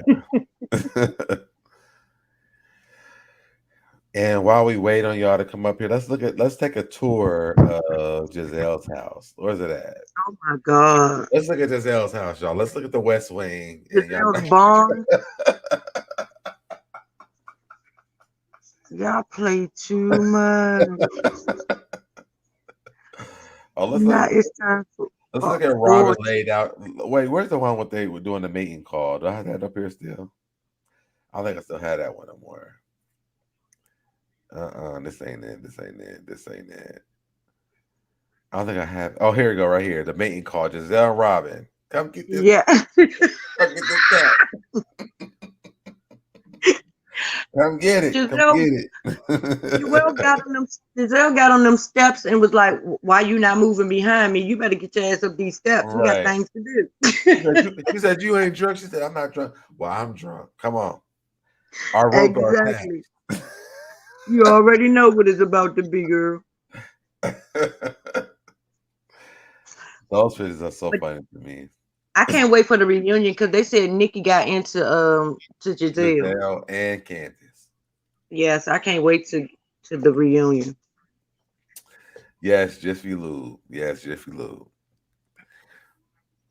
Yeah, I play too much. Not the Lighthouse though. It's the West Wing. Listen, I can never get rid of this picture. It's time for an oil change. I would never get rid of that picture. I love that picture. Yeah, it's been so long for her. She probably need a whole reorganization of everything. Right. Her daughters love her and they Yeah. respect her, but I know them girls can't wait to get out that daggone house. Listen, Grace is like, girl, I'm already signed up for college. I'm not even gonna live in this house. I'm done. I But am I not can't coming wait back. to see. I love how honest that they are, though. Yeah, I love the scenes with her and her daughter because they hold her feet to task like nobody else on the daggone cast do. They love her though a lot, and I love that about them. I said that in the chat. I would never take away her being a good mother because them Yeah, kids are very respectful, well mannered. You can tell she did what she had to do with them. yeah. And But on the other hand, they will get her together I love how much they teach her. because Robyn kids are bad, and they talk her to her any kind of way. Well, Robyn got boys. I got 4 of them too, and I wish they would. And 2 of them grown. I wish they would. Them boys are. She got boys, and they are bad as hell. Bad as hell. When she talking about somebody pissing on the floor, no, you having a flashback to your house. And then Karen said that it was Robyn pissing on the floor. You saw did you see when I posted that on Twitter? I was dying. I said I died when she said that. She said, I think it's Robyn. Because you have to think about this. The only person who could have been pissed on the floor was G. Exactly. Because he was drunk. The drunkest. Yes. But why would Robyn and Gizelle be in the bathroom that Ashley's in? If they really wanted to stay in their house, they could have stayed. They could have. Because Ashley told them to use her bathroom. So when Robyn said that, I'm like, well, why are you in Mia's bathroom? Exactly. Girl, bye. That was just their way of getting a moment for the camera and getting some airtime because that was some bull. They came to be messy. That's it. Who the hell expects all this from a person when you tell them you're not coming? And then you don't even tell them that you are coming. Right. How do you think somebody's supposed to accommodate you when they don't even know what you're going to do? Have you not watched the Housewives show before? Y'all the producers told them, y'all know if you don't go on this trip, y'all ain't going to get that check. That's what happened. Ain't got nothing to do with Wendy. Oh, yes. Thank you, Miss Reed. Yes, please don't forget to join me in the candy shop on Wednesday for Champagne and Things. It's going to be I think it's at 8 o'clock. Yes, at 8 o'clock p.m. Eastern Standard Time. And then game night at 10 o'clock p.m. Eastern Standard Time on Wednesday. All right, y'all. I'm about to get off of here. Thank you for joining me. Okay, babe. Anytime. I'm tired anyway, so I'm glad people didn't even come up here. And I'll have to make another whole live about this. But thank you so much for joining me. Thank you guys for even coming back to my channel today. I'm so glad to be back. You guys have been amazing, and I'm about to go take my bed to butt. Go back to my butt to bed. That's how you know I'm tired. You stay your sweet, humble self, baby. Absolutely, I always will. Love you, babe. Y'all be safe. All right, I will talk to you guys later. Let's put my outro out on here. All right, y'all. We'll see you guys tomorrow. I'll be back on tomorrow, y'all. So I'll see you guys tomorrow. Bye. I'm feeling cleaner than I ever would be. It's cooler than Antarctica's weather would be. Damn, I think my swagger is a weapon to me. And dudes don't count you off the record to me. So don't be stepping to me, trying to shake my hand. I'm already the man, ain't trying to make your band. I feel the fact that I'm real, just make them mad. I be smoking helium to inflate my swerve. I'm fact that I'm real, just make them mad.